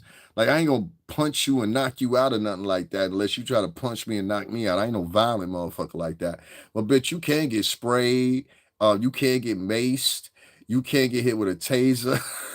You know what I'm saying? Like, yeah, the gun, yeah, the biscuit is the last. You know what I mean? I gotta say it like that because you know how this shit is. But yeah, exactly. The biscuit is the last. Like that's utter danger, or either a nigga done put me in a position like that I can't do nothing else. You know what I'm saying? And that's the only way I can talk to you. I'm at least try to talk to you first. You know what I'm saying? But some motherfuckers, you can't talk to them. You just gotta go be like, nah, homie, listen here. Da, da, da. You know what I mean? Like, now you understand now? You know what I'm saying? Some people you gotta be like that. And I got 2 motherfuckers from YouTube that's on that list. You know what I'm saying? Who, for some reason or another, don't think I'm ever gonna run into them. That's the funny part about it. This nigga really, like, I don't like YouTubers to be thinking like, nah, ain't nobody gonna come get me. They sit in their bedroom all day talking shit or whatever. And then like shit be happening. Like that nigga Aaron the plumber, he ran up to this motherfucking streamer's house. Did y'all see that shit? That nigga was scared to death. Now Aaron the plumber, he be getting his ass whooped. I ain't gonna lie. But the nigga got hard. That nigga went to the nigga's house. You know what I'm saying? Yeah, man, ain't even that, man. Listen, man, I done found out where niggas' kids go to school at. I know where motherfuckers' grandmothers live, all kinds of shit. You know, like, you know, you can use it for whatever you want to use it for, you know. But at the same time, it's just like, you know what I mean? Like, I ain't into shit like that. I don't start shit with people. What I find mostly is people try to start shit with me all the time. Most of it comes from fear. You know, like it'd be a lot of characters online that be trying to run around and be trying to act like they're scary or whatever. They ain't got record of us. They ain't never did nothing 10 years ago, 20 years ago, 30 years ago, even. And so like they'll sit around and act like they now sitting at 35, they in it. You know what I mean? And I'd be like, nah, you don't understand where I come from. I done been in a whole bunch of shit. You know what I'm saying? I had one of my little bros, Bishman Allah, God bless his heart. I don't be keeping up with him like I'm supposed to either. And I be feeling bad about that sometimes. But our life is just so rapid. But Bishman, if you see this, nigga, don't, ain't nothing changed. Ain't nothing changed. I'm doing exactly what I said I'm gonna do, working towards getting this, you know what I mean? But that little nigga right there, he's same type of mentality of nigga. Like if you in the way, nigga, you in the way. Like, you know what I'm saying? Tried that with me last month. Yeah, they be like people out here, like ever since that pandemic shit happened, it's been people out here that got braver than a motherfucker. And I think they got brave off like the internet shit, because so many people were saturated with the internet. So niggas will say whatever they want to say on the internet or whatever. And I'm like, nah, nigga, I'm not. I say shit like this to people. Like if you ever seen my videos in public, I be the same motherfucker in public. And I'm not doing it for the camera. Because a lot of times if you'll see very clearly, like anything could go down when I'm doing it. So what the fuck I got to do that for y'all?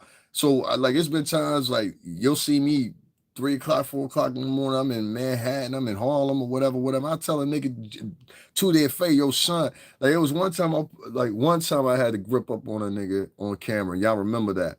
And that's still up here if you could find it or whatever. That was at night or whatever. And like the barrel little bit got on the camera work or whatever.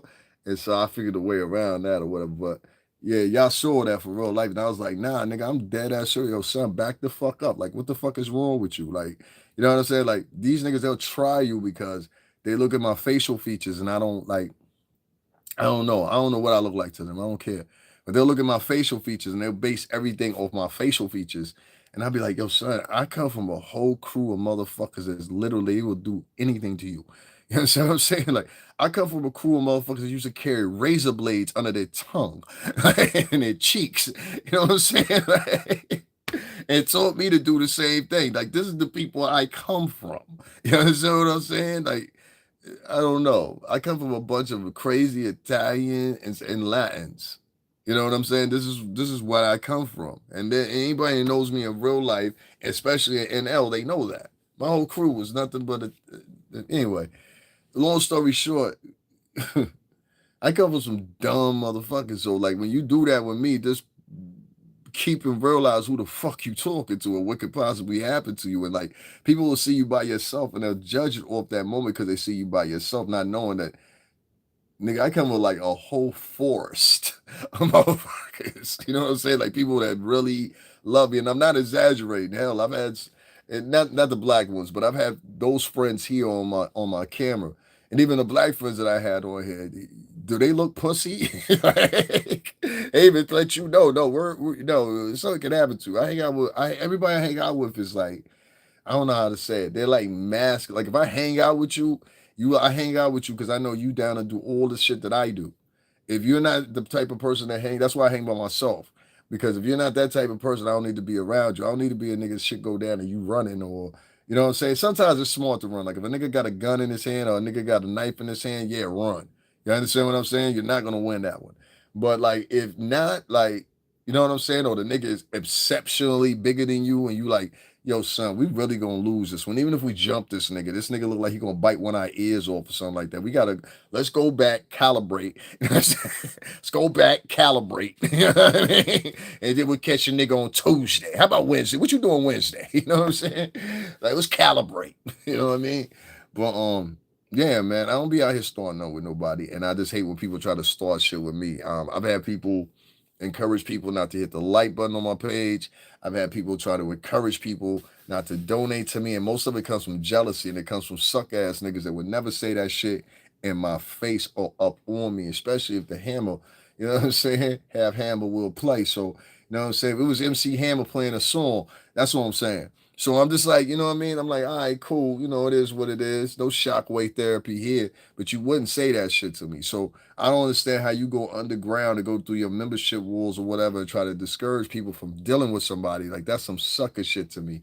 And I think niggas like that should be handled. Any nigga that's involved in behavior like that and you knowingly go support them financially, you a bitch too. You know what I'm saying? So you got the wrong moral system up here when it comes to how can I say it, particularly the urban circular of YouTube here. They donate to people for the wrong reasons. They only donate to people that salaciousness. Like nobody will come back to this podcast and read all the legal jargon I pulled out because most of them are very racist or misandrous or hate men.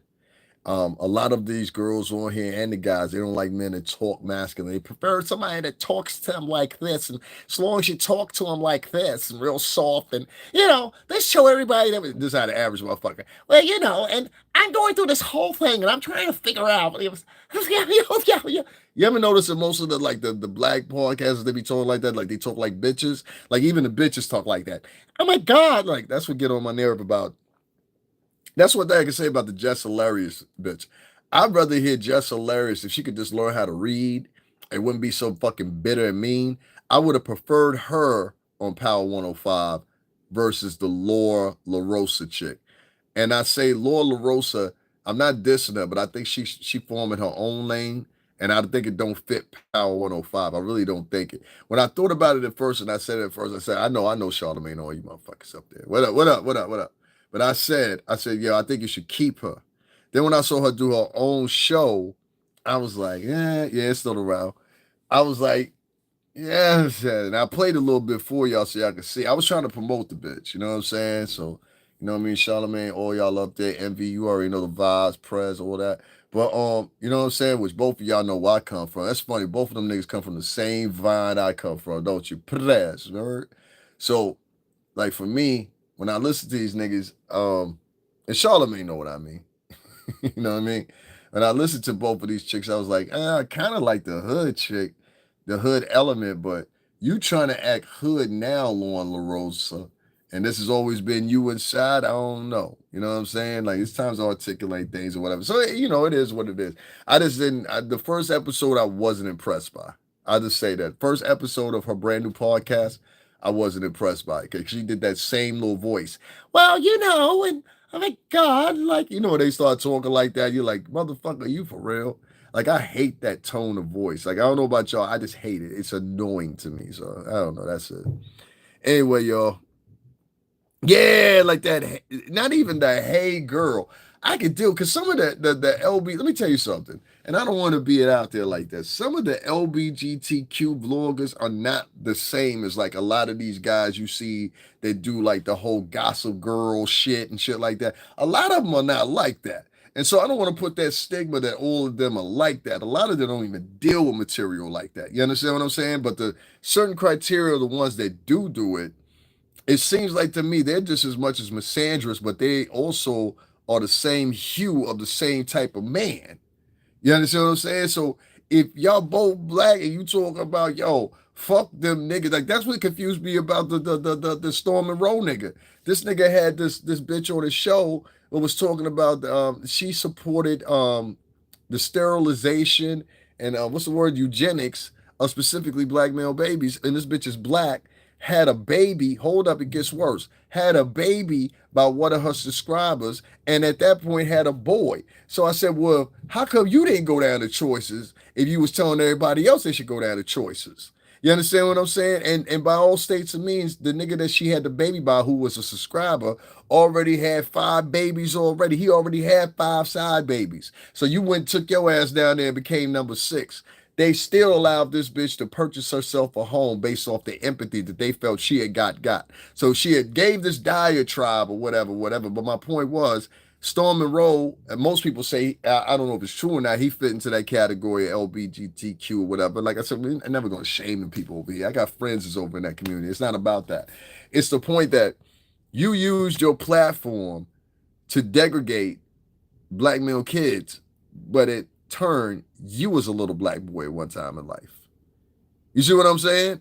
And so if you were a little black boy in life and you know how fucking crazy it is, how would you allow this bitch after she gets kicked off YouTube to come to your channel, advocate, promote this bitch, and show this bitch's cash app? And there was no shorts of $100 bills, $200 bills, $300 bills, $400 bills, hitting and banging this bitch to the point to the internment that this bitch bought a home, or at least one, off the donation she was getting for talking about, I think, and that's not solely what she was talking about, I give her that, but the majority of what she was talking about. If you don't believe me, put in Storm and Roll and Cynthia G in your search engine right now. Go listen to it for yourself, and you will find that the bitches in the motherfucking court, and this is the thing that's the most sickening part of it, some of these bitches that were in the comment section praising this hoe, they had sons. If you go to their pages, you will see some of these bitches in correlation with their sons and daughters on the page or whatever.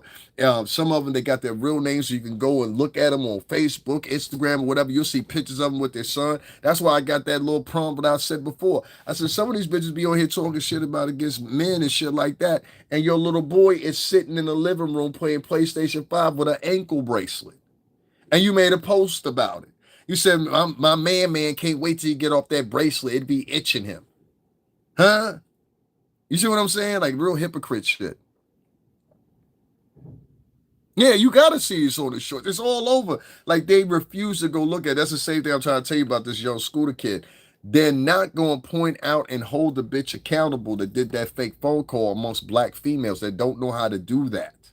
This is why I say to y'all, maybe the old model, you understand what I'm saying? That was 10, 15 years ago. But if that bitch is between 20, 30, 40, 50, even maybe even 60, early 60s, them bitches ain't about shit nowadays. You saw they jumped on Felicia Mashad the other day, right? One of the most classiest women in fucking television history, Claire Huxtable.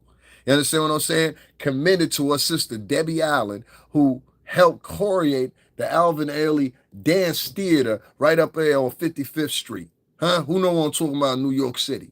That's a real theater. Debbie Allen helped build that. I might even go up there for y'all one. I'm gonna give y'all that little short. I might go up there one day for y'all just to let y'all see. You know what I'm saying? I had a little real estate over there just for about a year or two. You know what I'm saying? Anyway, niggas that know me in real life know what I'm talking about. It's a true story. I don't know why niggas be thinking everybody grew up in the ghetto and shit. That should be crazy. But anyway, long story short, Alvin Ailey Dance Theater, which is primarily the basis of the show that y'all used to see. Well, I was too young to see it too. I saw it on repeats, but it was called Fame. And it was a show with her sister, Debbie Allen. A lot of people don't even know her sister is like phenomenal in television producing and shit like that or whatever, and musical choreography and a whole bunch of other shit. But Debbie Allen and Felicia Rashad, she was on Power 105. Ironically enough, I'm just talking about them. And she said the way that women dress nowadays, especially on college campuses, is yeah. Now Felicia Rashad comes from an era when people were wearing what do you call it? HBCU colleges on their hoodies. They was wearing kente cloths. People was wearing necklaces and shit like that. That was what was going on during the times doing the Bill Cosby show and all that shit or whatever. So she's talking from an elk of that. She's talking from an elk of actually truly, how can I say it? Truly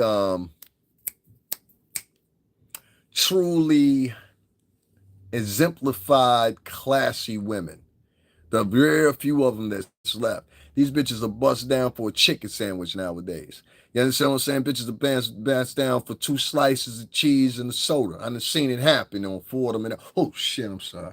Anyway, long story short. Long story short, these hoes, they decided to attack Felicia Rashad. And I forgot to talk to the belly of you hoes for that shit.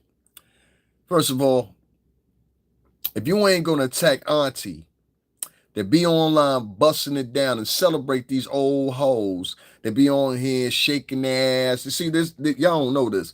There's women online that are 50, 55, 60, even 65 years old that are out here wearing thongs, got their asses in all kinds of truce, bent over positions and shit like that, trying to emulate their 16, 17, 20, 30-year-old daughters because they were busted down and got pregnant when they was fucking 16 or 17. So they lost out on their 20s, lost out on their 30s, lost out on their 40s. So now they out in their 50s. He's like, I'm going to bust down like I always wanted to bust down online. Somebody get me Instagram, bitch, and OnlyFans. I'm about to show these hoes how to do it. So Auntie come out here with that great, goddamn it, the great pumpkin, if you want to call it. Her ass is now the great pumpkin. She come out with that great pumpkin at 52, 53, 54, 55, and her and the great pumpkin is now prime real estate because all these thirsty ass motherfuckers that been taught nothing but hold allegiance to mama is back there clapping on. Go ahead, Auntie. She look good. Black don't crack. That's the other one. Black don't crack. Yes, the fuck it do. Some of you bitches look horrible. Understand what I'm saying? Like everything from the neck down look good. When they get up to your neck, you understand what I'm saying? This motherfucker look like the Nightmare Before Christmas. This motherfucker look like Fiona from Shrek. You understand what I'm saying? Bitch turn around and be like, you understand, Quasimodo assholes. So these hoes, they see, the younger girls see these old hoes, you know what I'm saying? I like to call them Thought Genesis. You understand? That's what I call them. Thought Genesis. Thought Genesis. They look at Thought Genesis and they say to themselves, and a lot of times Thought Genesis got it from her mama. Her mama was a hoe. You understand what I'm saying? Y'all think I'm lying? Listen, there was a lot of bitches out here that was born in 1939, 1949, 1959. I'm going to start finding some of these boys that have been busted down for generations.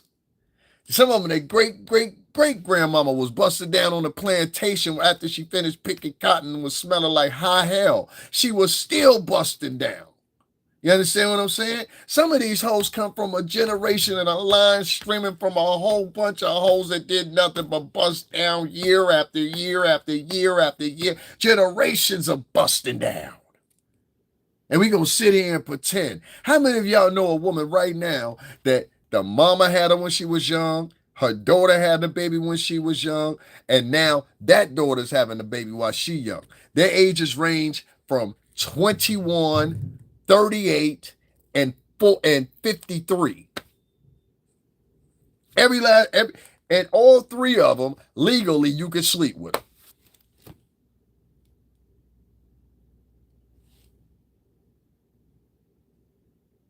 I know situations where the mama and the daughter was fucking the same dude. Not one time, not two times, not three times, not four times, but multiple 5 times. Right here in the New York City tri-state. I done seen that shit. Where the nigga got so much clout, either from the D, his car, what his assets is, or whatever. This nigga is able to bust down the mom dukes and bust down motherfucking the daughter. And they know about it. I can't make this up. I never seen that in real life. Shit, the fuck I have. Shit, I have. I have. I seen it with my own 2 fucking eyes multiple times. You understand what I'm saying? Multiple times. I ain't call out nobody name. I don't do shit like that, but I done seen it multiple times. You know what I'm saying? Where the mama is busting it. Because, like, what you got to realize is that the mom had her when she was 13, 14 years old, right? What's 15 and 15? Now, your daughter is 18 years old and you 30. If you had her 13, 14 years old. You understand what I'm saying? Or you 31 or you 32. You still in your early 30s. So you relatively still young, right? So you still going to the club. You still listening to 50. You still on the block smoking. And now you going to live the highlight of your life. Because if you've been taking care of that daughter in your 20s, now you really out there. But one thing you forgot to see was now your daughter at 16, 17, 18, now she coming with a baby. Now she got a baby. Now you got to show her everything. This how you get into this. This how you get into that. This how you get your doctor's appointments. You know what I'm saying? Keep your JJ clean for the baby's sake. Eat this, eat that. You know what I'm saying? Now you in grandma role, but you ain't even realize that, damn, this is the years I should be focusing on my career. This is the years, damn, I should be doing this. I should be doing that. I should be doing this. And now you got a generation of either mediocrity or failure. And they'll pretend like they so successful. Yeah, she got a good job. What's she doing? She a nurse over a nurse. She an LPN or RN. Huh? And they'll think that's successful.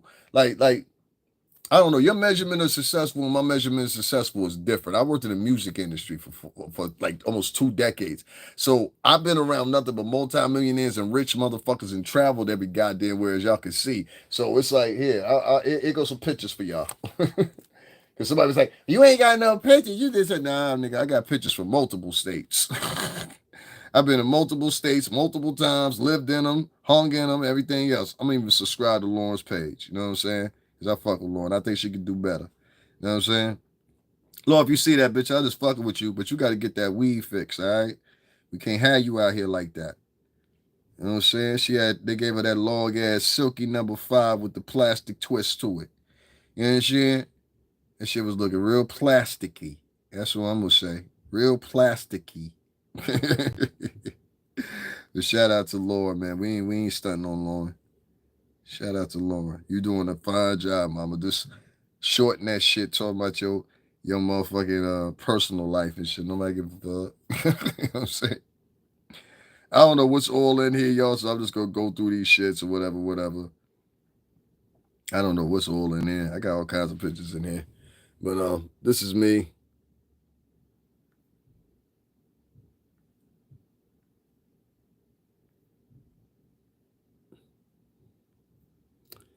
This is all me when I worked at the company. Hold on, I got some more. This is the wrong album, I think. Yeah, I got a little bit of everything in here. I see how this does now. Yeah, it's got a little bit of everything in it.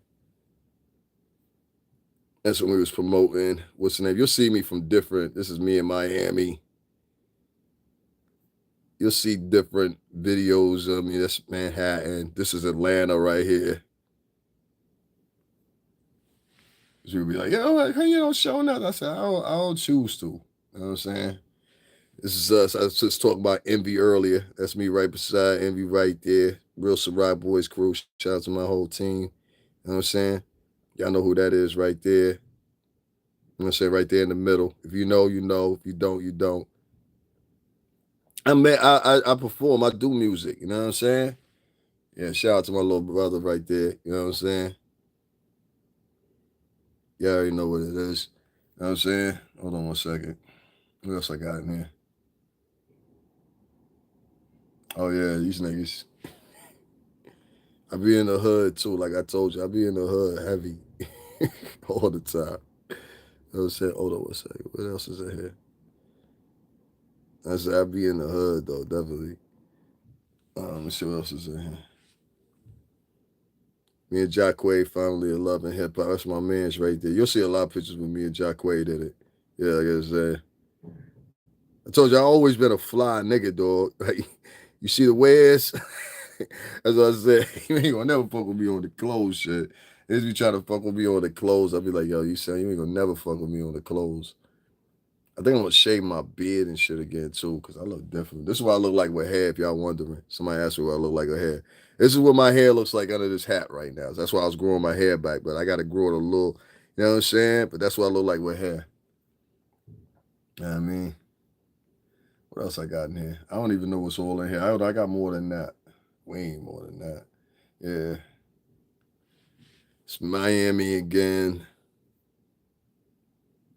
It's the fellas right there. This is when we're doing Shakedown with Red Cafe. Yeah, I fuck with Puma too. You kidding me? I fuck with Puma and Adidas, period. You see the type of women I be around. That's why I'm like, niggas be wildin'. Yeah, you can't you tell I don't like no black women. I don't like no black women. I don't like no black women, you know. I can't stand me and Mook again. Shout out to Mook. I forgot what that was. Oh, that's my old crew right there. Shout out to TTK. That's the brother you see right there. That's my man Chuchi. That's my other man E right there. But you see the dude with the hand on his mouth right there. He's a big sneaker dude. His name is TTK Kicks. Just look up TTK Kicks. He's had a documentary on the Discovery Channel and a whole bunch of other shit or whatever. Tell him Davin Lewis sent you over there. You know what I'm saying? That's my man right there. You see him again, TTK Kick. That's a phenomenal photo right there. You know what I'm saying? Shout out to TTK Kicks. Yeah, TTK Kicks, man. Make sure y'all go check him out. He's on Instagram and everything. He won't be hard to find. Just like you had to spell TTK Kicks. That's when we was doing Gorilla Zoe. That's in Miami. This is at the Hottest in the Hood video shoot, Miami. You know what I'm saying? With Red Cafe. Yeah. Y'all go watch the video Hottest in the Hood. I told you I'll be in a whole bunch of videos and shit too. Y'all don't be knowing it. You know what I'm saying?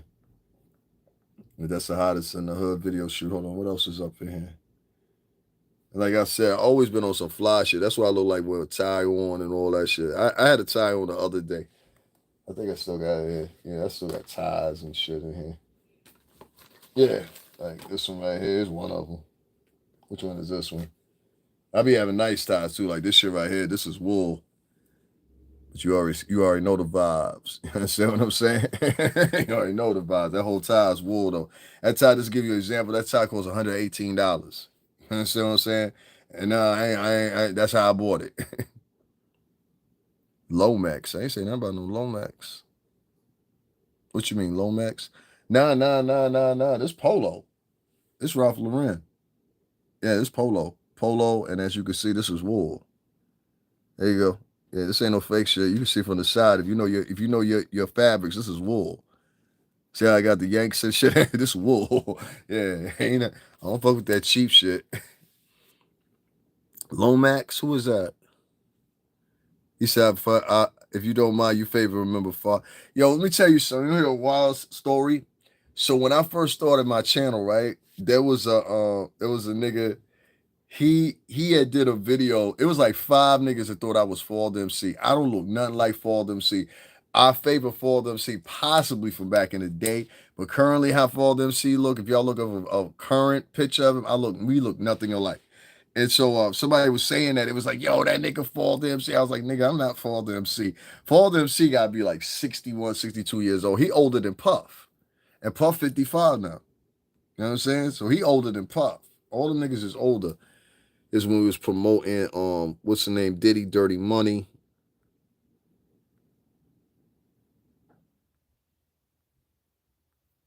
Let's go through these quick for y'all. So it won't be no, you know what I'm saying, discrepancies and shit like that. You know what I mean? Shout out to my nigga Scrooge McBucks. You know what I'm saying? We was really into this though. Like, no fuck around. What up, Chrome? You know what I'm saying? Hen. You know what I mean? Little BBE. Down little nigga right there. Down little nigga right there. I love that boy right there. And Puerto Rico, both of them Puerto Rican niggas. Well, Puerto Rican and Colombian. But the one with the headband on his head, stand up, motherfucker. Stand up, motherfucker.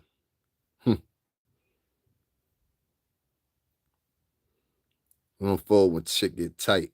You know what I'm saying? Nah, this about 5 years ago. Maybe now a little bit younger than that, maybe like 7 years ago now. Yeah, it's all a little bit younger, but less than a decade, but like 7 years ago. Yeah. You see all these pictures in HD, nigga.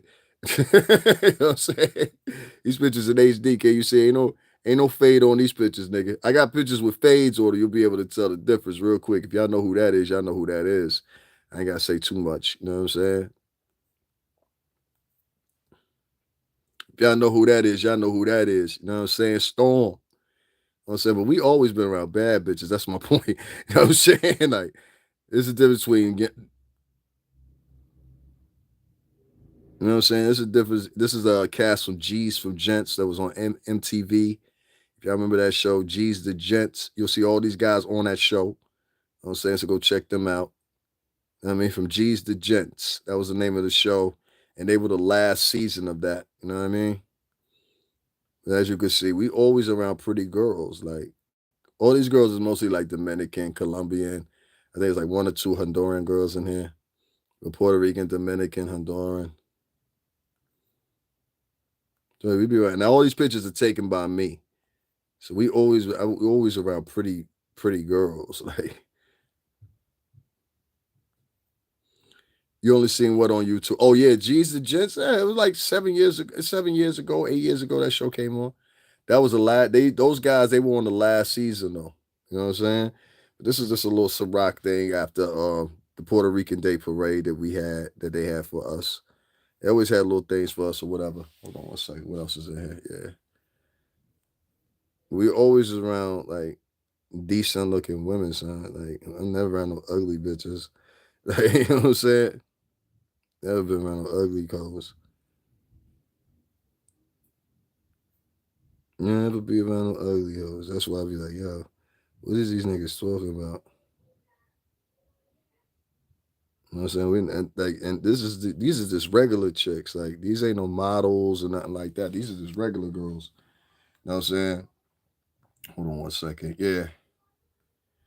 Here's the BT Music Awards. Yeah, this was like, I think this is like 2012, something like that. Oh, you're gonna see all my pictures, all of them from different eras or whatever. You know, niggas be talking about they was Puff's bodyguard and all that shit. Let me show you something real quick, right? Let me show you something real quick, right? Hold on, where he at? If niggas know, niggas know. This is Puff real security right here. If niggas know, niggas know. That's big. I ain't gonna say his name no more. But this nigga right here, that was Puff's real security right there. Factory. You know what I'm saying? You like trust me on this one. You know what I'm saying? You know what I mean? And I ain't trying to put him out there, nothing like that. That's my homie right there. That's why I said the other dude that said who he was. I don't know. I ain't never see you around. I ain't saying that you can't be. You could have been out of state or whatever. You know what I'm saying? I heard niggas talking about this the other day, real quick. You know what I'm saying? I think it was Gene that was talking about this or whatever. Where is it at? Pretty sure it was Gene. Hold on one second. I wanted to put that on camera because that shit was funny to me. That's what you talking about, Gene? That's what you talking about right there? That's what you talking about, G. That nigga Gene did funny as fuck. Shout out to Peachtree, Dunwoody, all that. I told you I'd be down. I was down there. So I know what Atlanta about. I know what Florida about, all that. That's what the little complexes look like down there. You know what I'm saying? You know what I'm saying? Ain't gonna tell y'all what that is. But y'all know if you know Atlanta, you know Atlanta. You know what I'm saying? That's all I got to say. Shout out to you. See how big this nigga is compared to me? Any taller than me. That was Puff real security right there. Trust me on that. Puff will even tell you that. That's somebody that could be verified, just like Gene. If y'all don't know, I'm just scrolling through here, y'all see all these right here, the photos, shit like that, whatever. And this is all Atlanta, Georgia, right here. As I said before, Rap Radar. Shout out to them. Had a plaque for them from Ciroc presented to them. There they go, holding it right there. You know what I'm saying? I swear to God, I believe it was Gene that was talking about some shit like that the other day. Never forgot a dude that's the size like the Hulk. Yeah, this nigga's big, son. When I say his nigga is big, like, I ain't gonna say his name on here because I know how niggas like to do and they be trying to reach out to him and all that shit. He ain't with all that. He'll let you know too. But he's a Texas dude too. I'm gonna say that.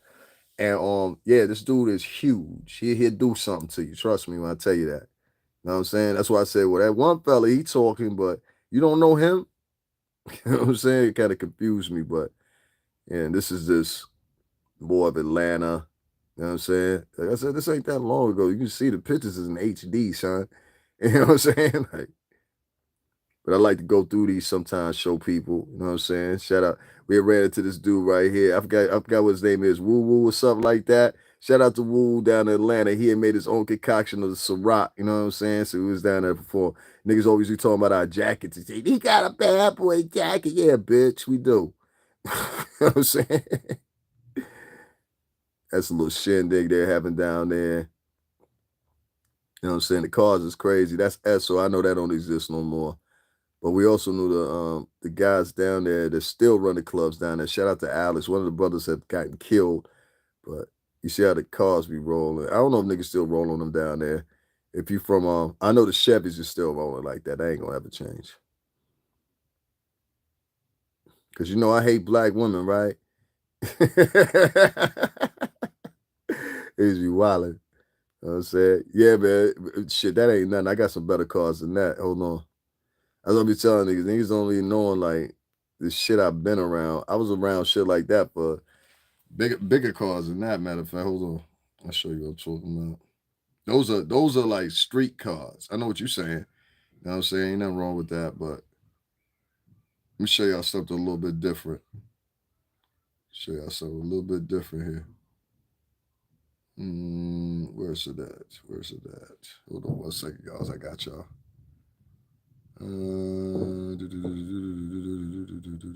This is my homie right here. This is different. This is in Connecticut, but this is my homie right here. Shout out to him. You know what I'm saying? Nah, I ain't gonna show his picture. I ain't gonna show his picture. I ain't gonna show his pictures. What else can I show y'all?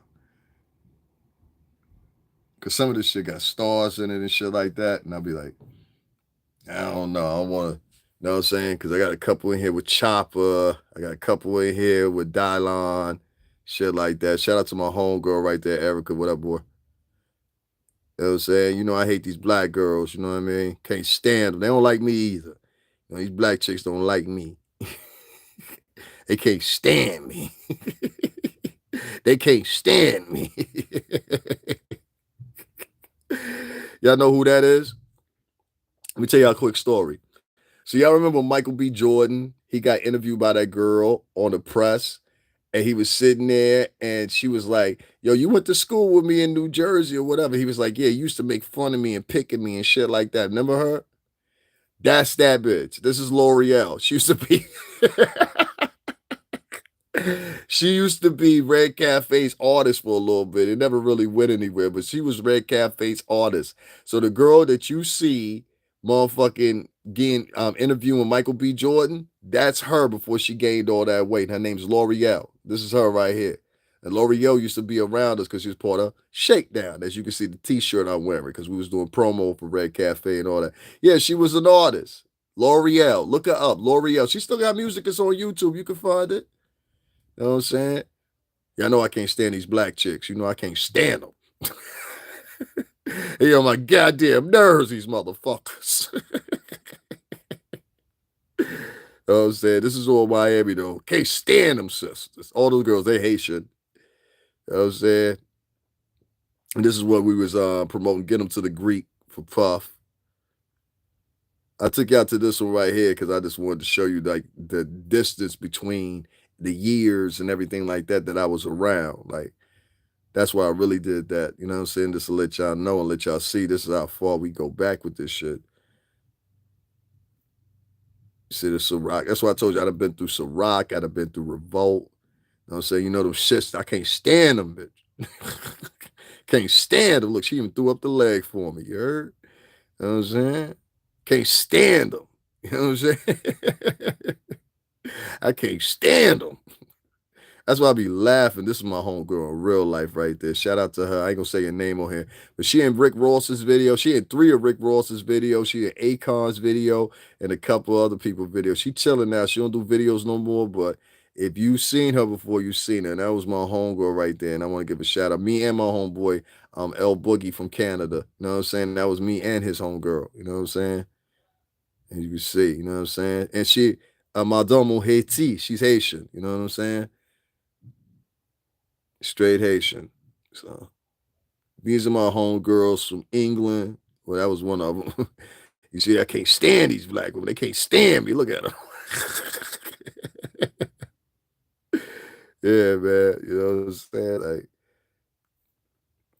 it'd be wild the shit these people be saying on camera about me. Yeah, you can comment. What you mean you can't comment? How I see that comment if you blocked? I'm gonna see that comment if you block. Of course, you can comment. You guys can also donate and hit up the Cash App $STRINGERBELL80. Oh, it's probably because somebody was fucking with the what's the name. They be trying to do that shit. Don't even pay attention to that shit. Hold on, I'm gonna go through some more of these for y'all. Whatever. Because I like to give y'all time distance. You know what I'm saying? And how long I was around, because a lot of people don't be believing. Thank you very much, Cricket Man. I appreciate that. Guys, make sure y'all go and check out the Cash App, support it.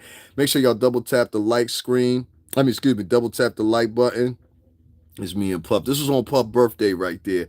And this is actually the old office. And this is the first office I started out at, which was, I ain't block you. Yeah. They be doing shit like that. It's be crazy. This is me and Puppa. This is at the old office. The office y'all see me in front of all the time, which is BMG or whatever. This is for Puff's birthday.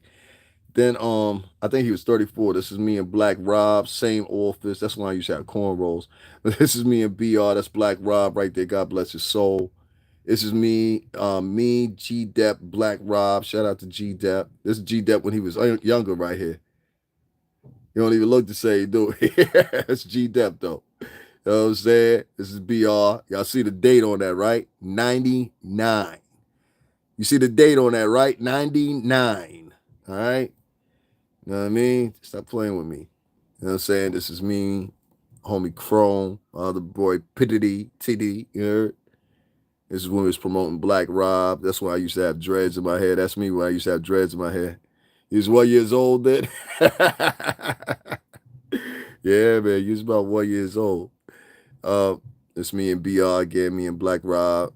You know what I'm saying? I told you I always been a stylish nigga. Like that suit I got on, that's a lug suit. That shit was $250 for that suit. I wore that suit for like 3 days in a row, factory. That's all of us. This is when we first started. That was our outfits and shit we had to wear. That shine right there. This is for MTV and Black Rob. What else we got in here? Why is this thing not going to go over? Okay. Black Rob again. That's me. You know what I'm saying? This is BR right here. Same thing. This is me and Shine right here. What else we got here? This is all of us right here doing the what's the name. So we got a whole bunch of shit on here. I'm trying to think. This is Shine again.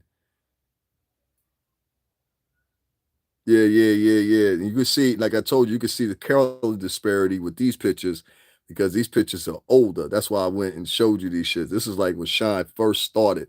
Like this was before Shine video, everything for Bad Boy Anthem. This is before then. This is not after that stuff. This is when they were trying to launch Shine as an artist. So these are very, and if he see these pictures, he know exactly what the fuck I'm talking about. You remember exactly where this was at. Yeah. These is old pictures. You see what I'm saying? That's what I used to have. I used to wear my hair in a ponytail. My hair was longer than that, but if y'all can see, It was in a ponytail right there. I used to wear my hair in a long ass ponytail. I got longer than that. That was when my shit was small. But yeah, you can see a little bit better there. You see my hair? Told you I used to have long ass dreads. Um, this is me. I told you I always been a fly dresser motherfucker. Nobody's gonna tell you anything different. You know what I'm saying? It's me and Carl Thomas. Shout out to Carl. It's Carl again. I forgot Carl gave me my shot that time. See how he looked right at my camera, gave me my shot. You know what I'm saying? He did that 3 or 4 times. Yeah, he did it another time too. I told y'all. Actually, 3 times. Because back then we ain't had no automatic. You had to wait a few seconds before you took the next page. So that's why Dick's picture. Yeah, I had a ponytail for real. I'll tell people like they be thinking I'm lying to. I don't get off on lying to people. You know what I'm saying? Nah, this is just there. This is just there, Karen. Don't worry about that. This is just there. You know what I'm saying? No. We don't do that in the chat room. Anyway, yeah. This is our Puff, Keith Sweat.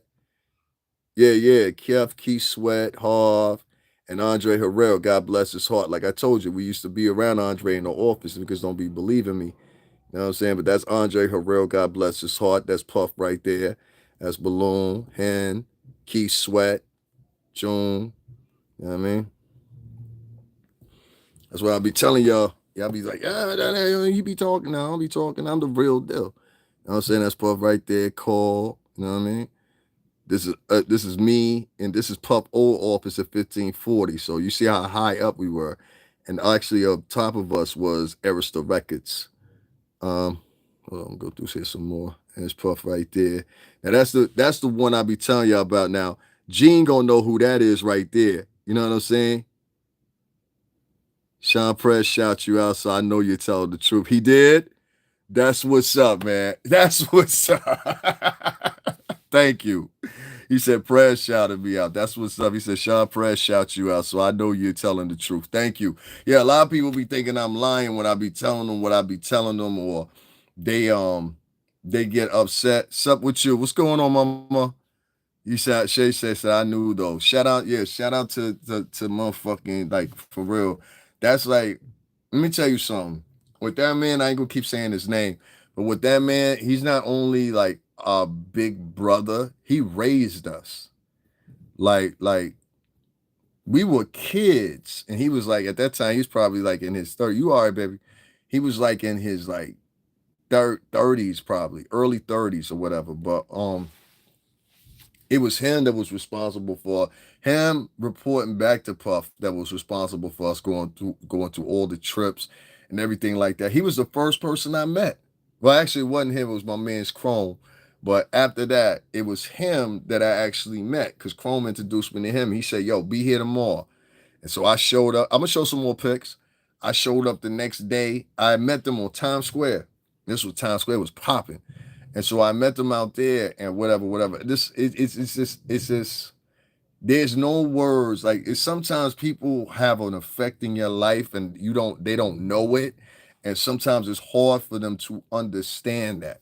But no matter when in life I have called him, gotten in touch with him, or whatever, has he said no.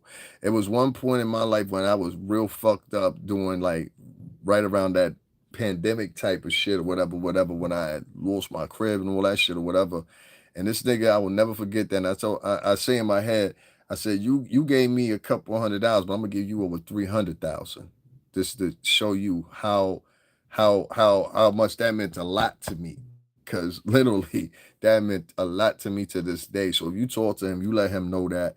But Prez is not only like our big brother, he's like, I don't know, he's like a pops to us in a way too. You know what I'm saying? And it's like a lot of people ain't gonna understand that, but him, Sham the Butcher, who gonna get his respect like he should. Balloon, who else?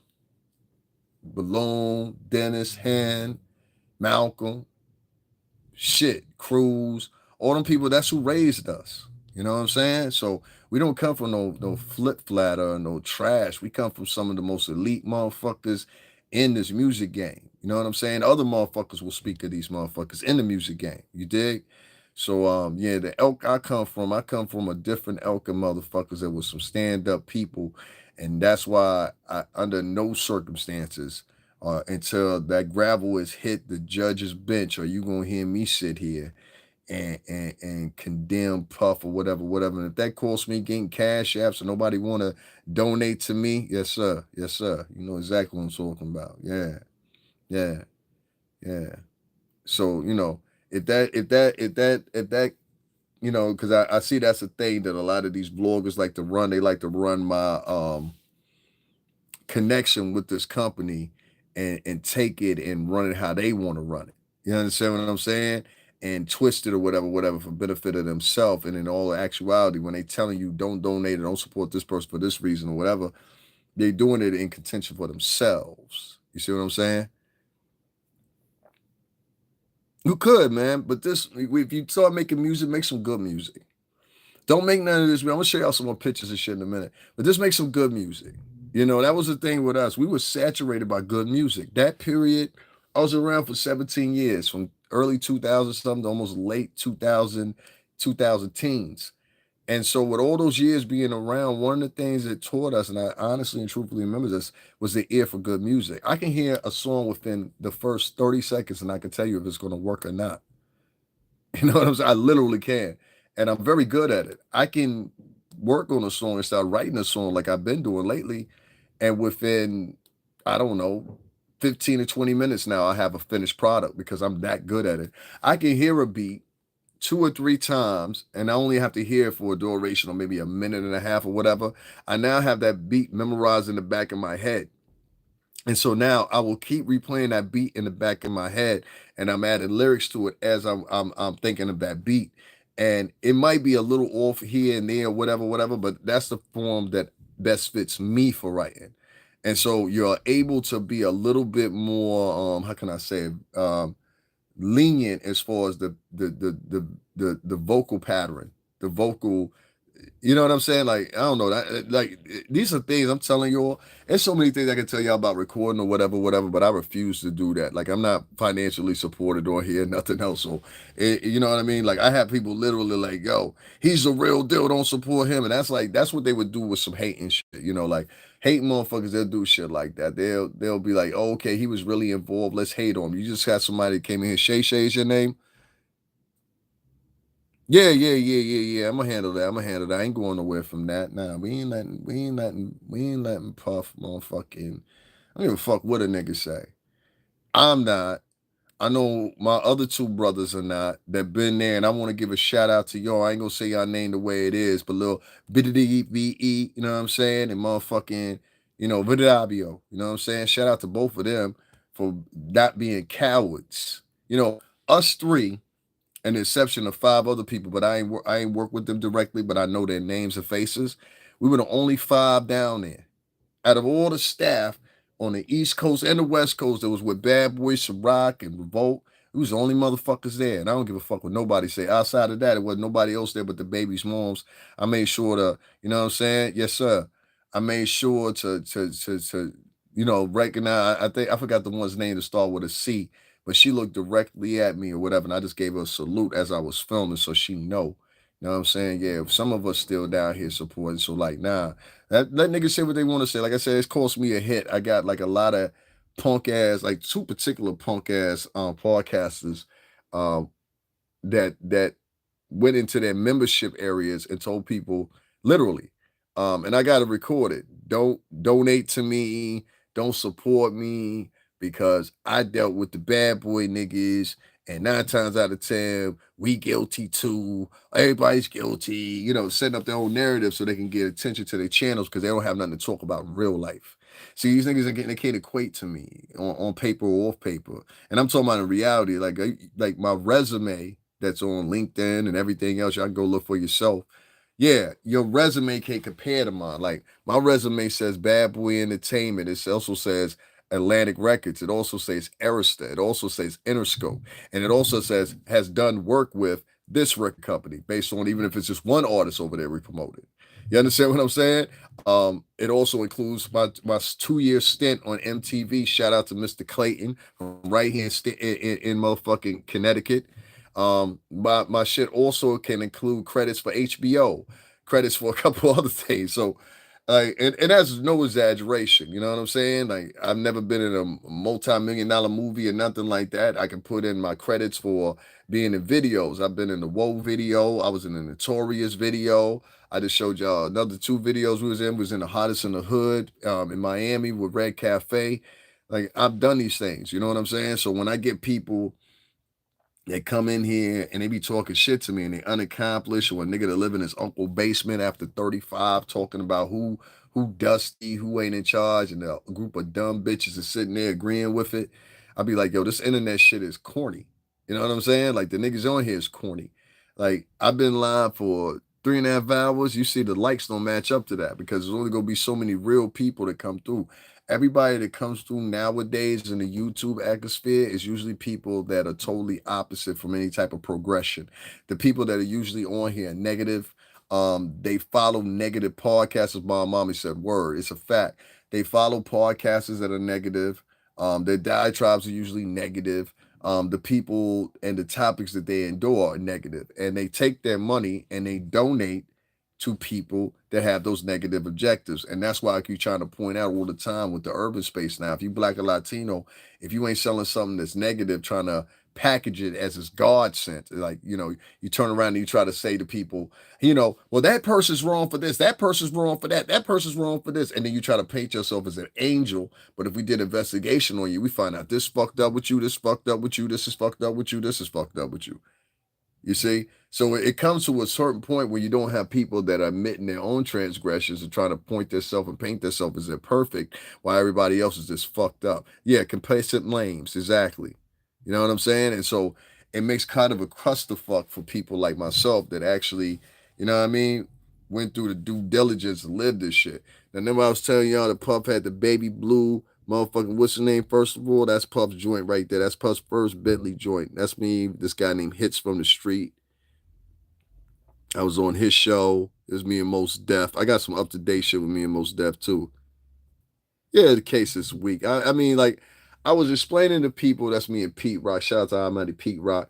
I was explaining to people Rule 412. I was explaining to people, and this is at the beginning of this podcast, 404B and 404, I believe C, 405, excuse me, 405B.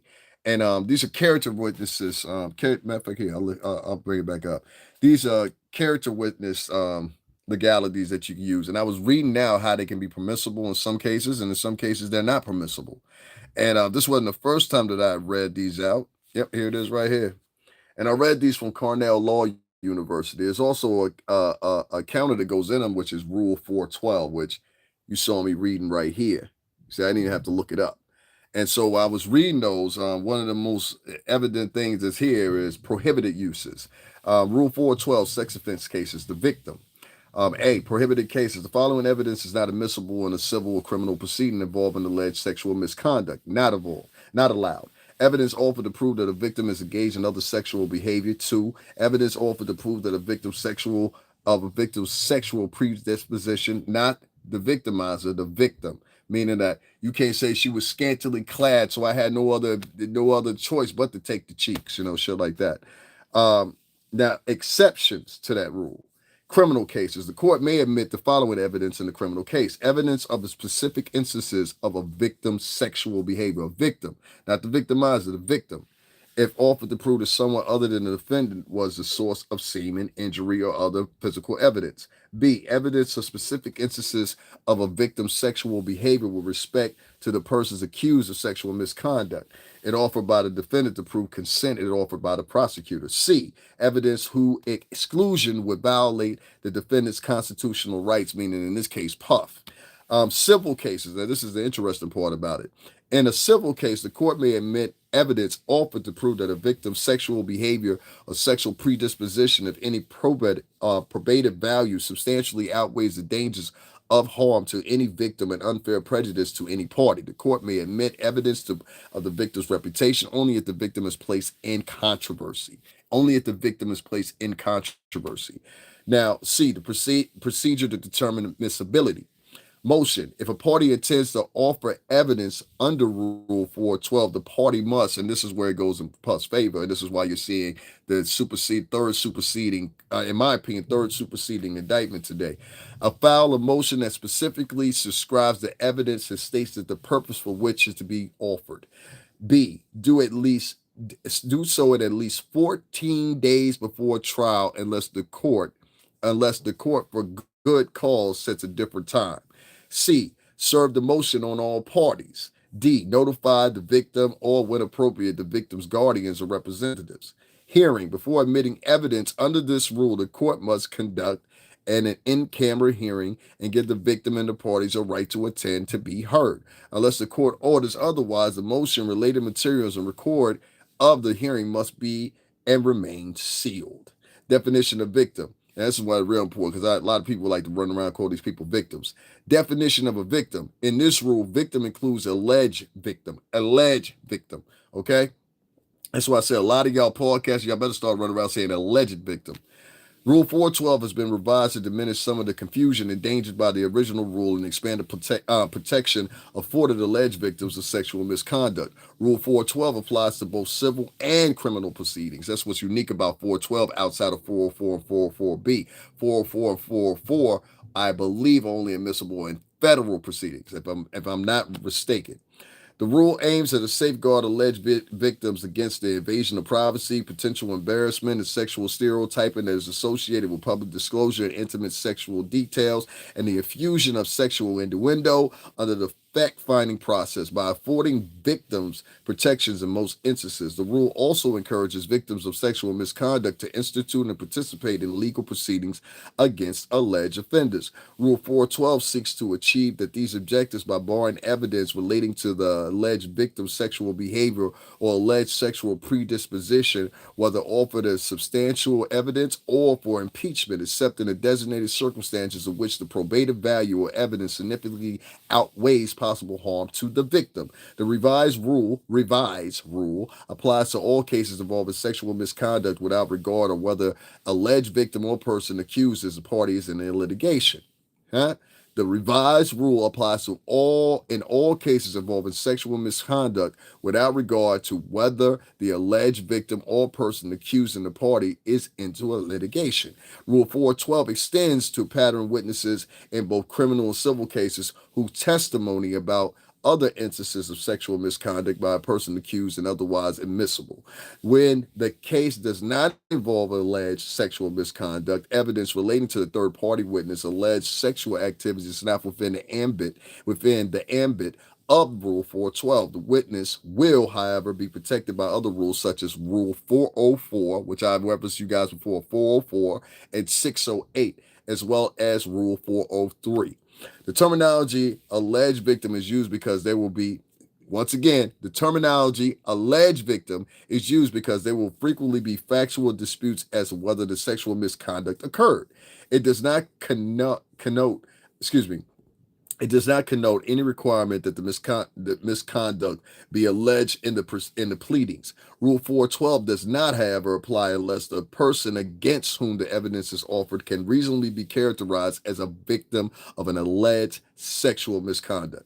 When this is not the case, as for instance in a defamation action involving statements concerning sexual misconduct in which evidence is offered to show that the alleged defamatory statements were true and did not damage the plaintiff's reputation, neither 404 to this rule will operate to the bar of evidence. Rule 401 and 403 will continue to control and navigate. Rule 412 will, however, apply to Title 7 action in which the plaintiff has alleged sexual harassment. The reference to the person accused is also used in non-technical sense. There is no requirement that the criminal charge pending against the person, even if the misconduct would constitute a criminal offense. Evidence offered to prove allegedly false prior claims by the victim is not barred by Rule 412. However, the evidence is subject to the requirements of Rule 404. As amended, 412 bars evidence offered, and I want y'all to hear that again, as amended. When they say amended, that means the law has been, you know what I mean? Whatever. I could keep on bringing this stuff up or whatever, and like they say things like past sexual behavior connotes all activities that involve actual physical contact, i.e., sexual intercourse, sexual contact, or those that imply intercourse or sexual contact. So if they bounce from one, they bounce from another. So I got to do some investigating on 608. Actually, matter of fact, let me get this right now because there's like 7 of these that they can use, or they can mix them together like a concoction or whatever, whatever.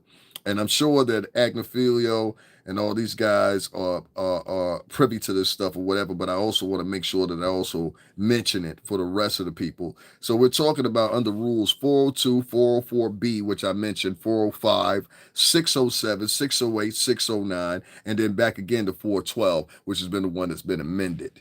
You understand what I'm saying? Which these rules can work in Puff's favor or work out of Puff's favor. Do your own investigation. Yeah. I started out the what's the name talking about that Shay, and I didn't know exactly what it was. I knew that one of them was going to be the possibility of him having another superseding indictment, which is this added charges. Really, it's amended added charges. But I didn't know specifically what they were for until earlier today or whatever. And I was hoping to get the jump and start talking about it, but the glue didn't stick like I wanted to. Maybe because I'm not one of their local day-to-day gossipers. You know what I'm saying? They got people they pick for gossiping on here. You know, usually they talk about Lord, Jesus Christ, Lord. You know, they usually talk like that and shit. So, being that I'm not one of those individuals that talk like that, here too as well. I don't know what's going on today. Yeah, they added 2 more. One of them was there's something with the transportation with intent for prostitution. And I think the other one was some type of sexual assault thing as well. Nothing that was a new type of charge. It was just the same type of prior charge, right? Yes, right. Yeah, they added more. They added ex-girlfriend. I don't know if she's an ex-girlfriend exactly. I don't know who she is, but you know what I'm saying? It's hits. I got pictures with him in Daytona. Yeah, man, hits from the street, man. Shout out to hits from the street. Yeah, the case is weak, man. I believe that too. Guys, make sure y'all double tap the screen if you could, and also make sure you share this. I have people that's flagging me as I'm live right now, whatever, because a lot of them can't survive on YouTube, so they flag me while I'm live. They flag me while I'm live and shit like that, or they don't like what I have to say. Attack daily from the African American community for whatever reason. They'll come in here, listen to me, won't even hit the like button, or they'll sit there and keep flagging me over and over while I'm live. You know what I'm saying? Yeah, it is what it is, but like when you coming in here and you flagging niggas because you don't like something the nigga said, or you flagging a nigga because you want to be the one with, like I have vloggers that would come in here, he'll be talking about a story and they'll keep flagging my page while I'm talking about it because they want to seem like they the ones with, they don't want you to get the views, they want to get the views. Like there's a lot of fucked up shit that go on with black female and black male vloggers. They really some fuck niggas, a lot of them. You know what I'm saying? They do all kinds of fuck nigga shit that like in person would get them this to keep it a short words, get them killed probably. You know what I'm saying? Like if you fuck with a nigga's money like that or the block, a nigga will kill you. You understand what I'm saying? The same way they acting right here, but you know, it is what it is. But I'm trying to tell you, like if you was doing that shit in real life, niggas in streets up here, they would kill you over some shit like that. Factory. You know what I mean? So I don't like that's why I don't really get too cool with subscribers because these niggas, these subscribers, they will sit here with you and talk with you and then run over to the ops podcast and talk shit about you with the op and talk about what they were sitting over there talking about. You know what I'm saying? So it is what it is. Can you do me a favor? If you're not hitting the Cash App, please stop it. I'm reading the Shay Shay. You know what I'm saying? And I'm reading the Shay Shay. You know what I'm saying? And Cricket Man. If you ain't hitting the Cash App, please don't talk to me too much, all right? Because I find that shit insulting. Niggas just sitting here talking and having conversations with you, but see the cash up right there at the bottom and been here multiple times and won't donate $10. But I've seen some of these names that be in here and they be on other people's podcasts and go over there and donate $100, $200 based off the fact only simply because a chick is a girl. They over there donating hundreds of dollars to this little chick over there in Canada, and this bitch ain't got the upset on nothing. She ain't got a story on nothing. She started out talking shit about Jaguar. Right now, she want to switch it around, start talking shit about Big Homie CC. And I don't know Big Homie CC. You know what I'm saying? I don't particularly want to know you. I try to reach out to some people, see if they knew you or whatever. But no, Cricket Man, you good. But it's the fact that you get a lot of these fake ass subscribers. They're really the problem. It's not the fucking what's the name. It's not the fucking podcast. You can see the podcast and not even listen to them. It's the subscribers. A lot of the subscribers are mentally fucking ill. You can take that however you want to. A lot of these subscribers are mentally ill. A lot of them go around and their whole modus operandi day after day is how they can build their page or how they can, make something happen. Um, and a lot of them, you'll find that mostly into it, they've been here 13, 14. We caught people on my page have been here for 18 years. 18 years on YouTube, and they ain't never found a way to work, get nothing happening. You know what I'm saying? So it be what it be. That's it. All right, guys. I want to keep this under 4 hours. I'm gonna be back later and talk to y'all, whatever, whatever. Shout out to everybody that didn't. Shout out to everybody that didn't support the channel. Cricket Man, thank you for being here. Shay, I appreciate that. I want to make sure I listen. It's probably Gina Hugh, the girl that did Tasha K interview. Yeah, it probably did. Like that's why I say it's those shitty people, the shitty vloggers in general are going around. They got this trajectory. I got this nigga right now, literally, y'all. I never have just 10 people in my chat room. Never. So I got this guy. Said he doesn't know why. Sean said he doesn't know why Roger Bond does those interviews on Diddy. Sean said he couldn't do nothing like that. Sean also put Mark Curry in his place. Yeah. Like I did a whole video on Mark Curry in front of the old office, and I was like, "Look here, Papa Smurf." You know what I'm saying? Nigga running around looking like Papa Smurf. I said, Papa Smurf, you gotta stop doing this shit. Like, you look crazy. Like, all y'all niggas is making money off of this shit. Like, Puff's down for y'all look crazy. Like, I don't give a fuck. Listen, let me tell y'all something like this. They could literally bring the fucking, what's the name? They could literally convict him. And I gotta still ask the question, what y'all convict him of? A technicality or he really did something? You get what I'm saying? Yeah, I ain't doing no more picks today, Mom. I'm sorry. I ain't doing no more picks today. I'm about to get off of here. I've been here too long already. You know what I'm saying? I got one. Shout out to that one lady that donated to me, and that's it. But yeah, I can't sit here for this long. Only reason I did this is just for the views today. We just say, what's this chat? I'll go report it back. I appreciate it. All right, guys, I'm going to get up off here. I will be with y'all in a little bit, though, and I'll check y'all in a few. Later. Here we go with this fucking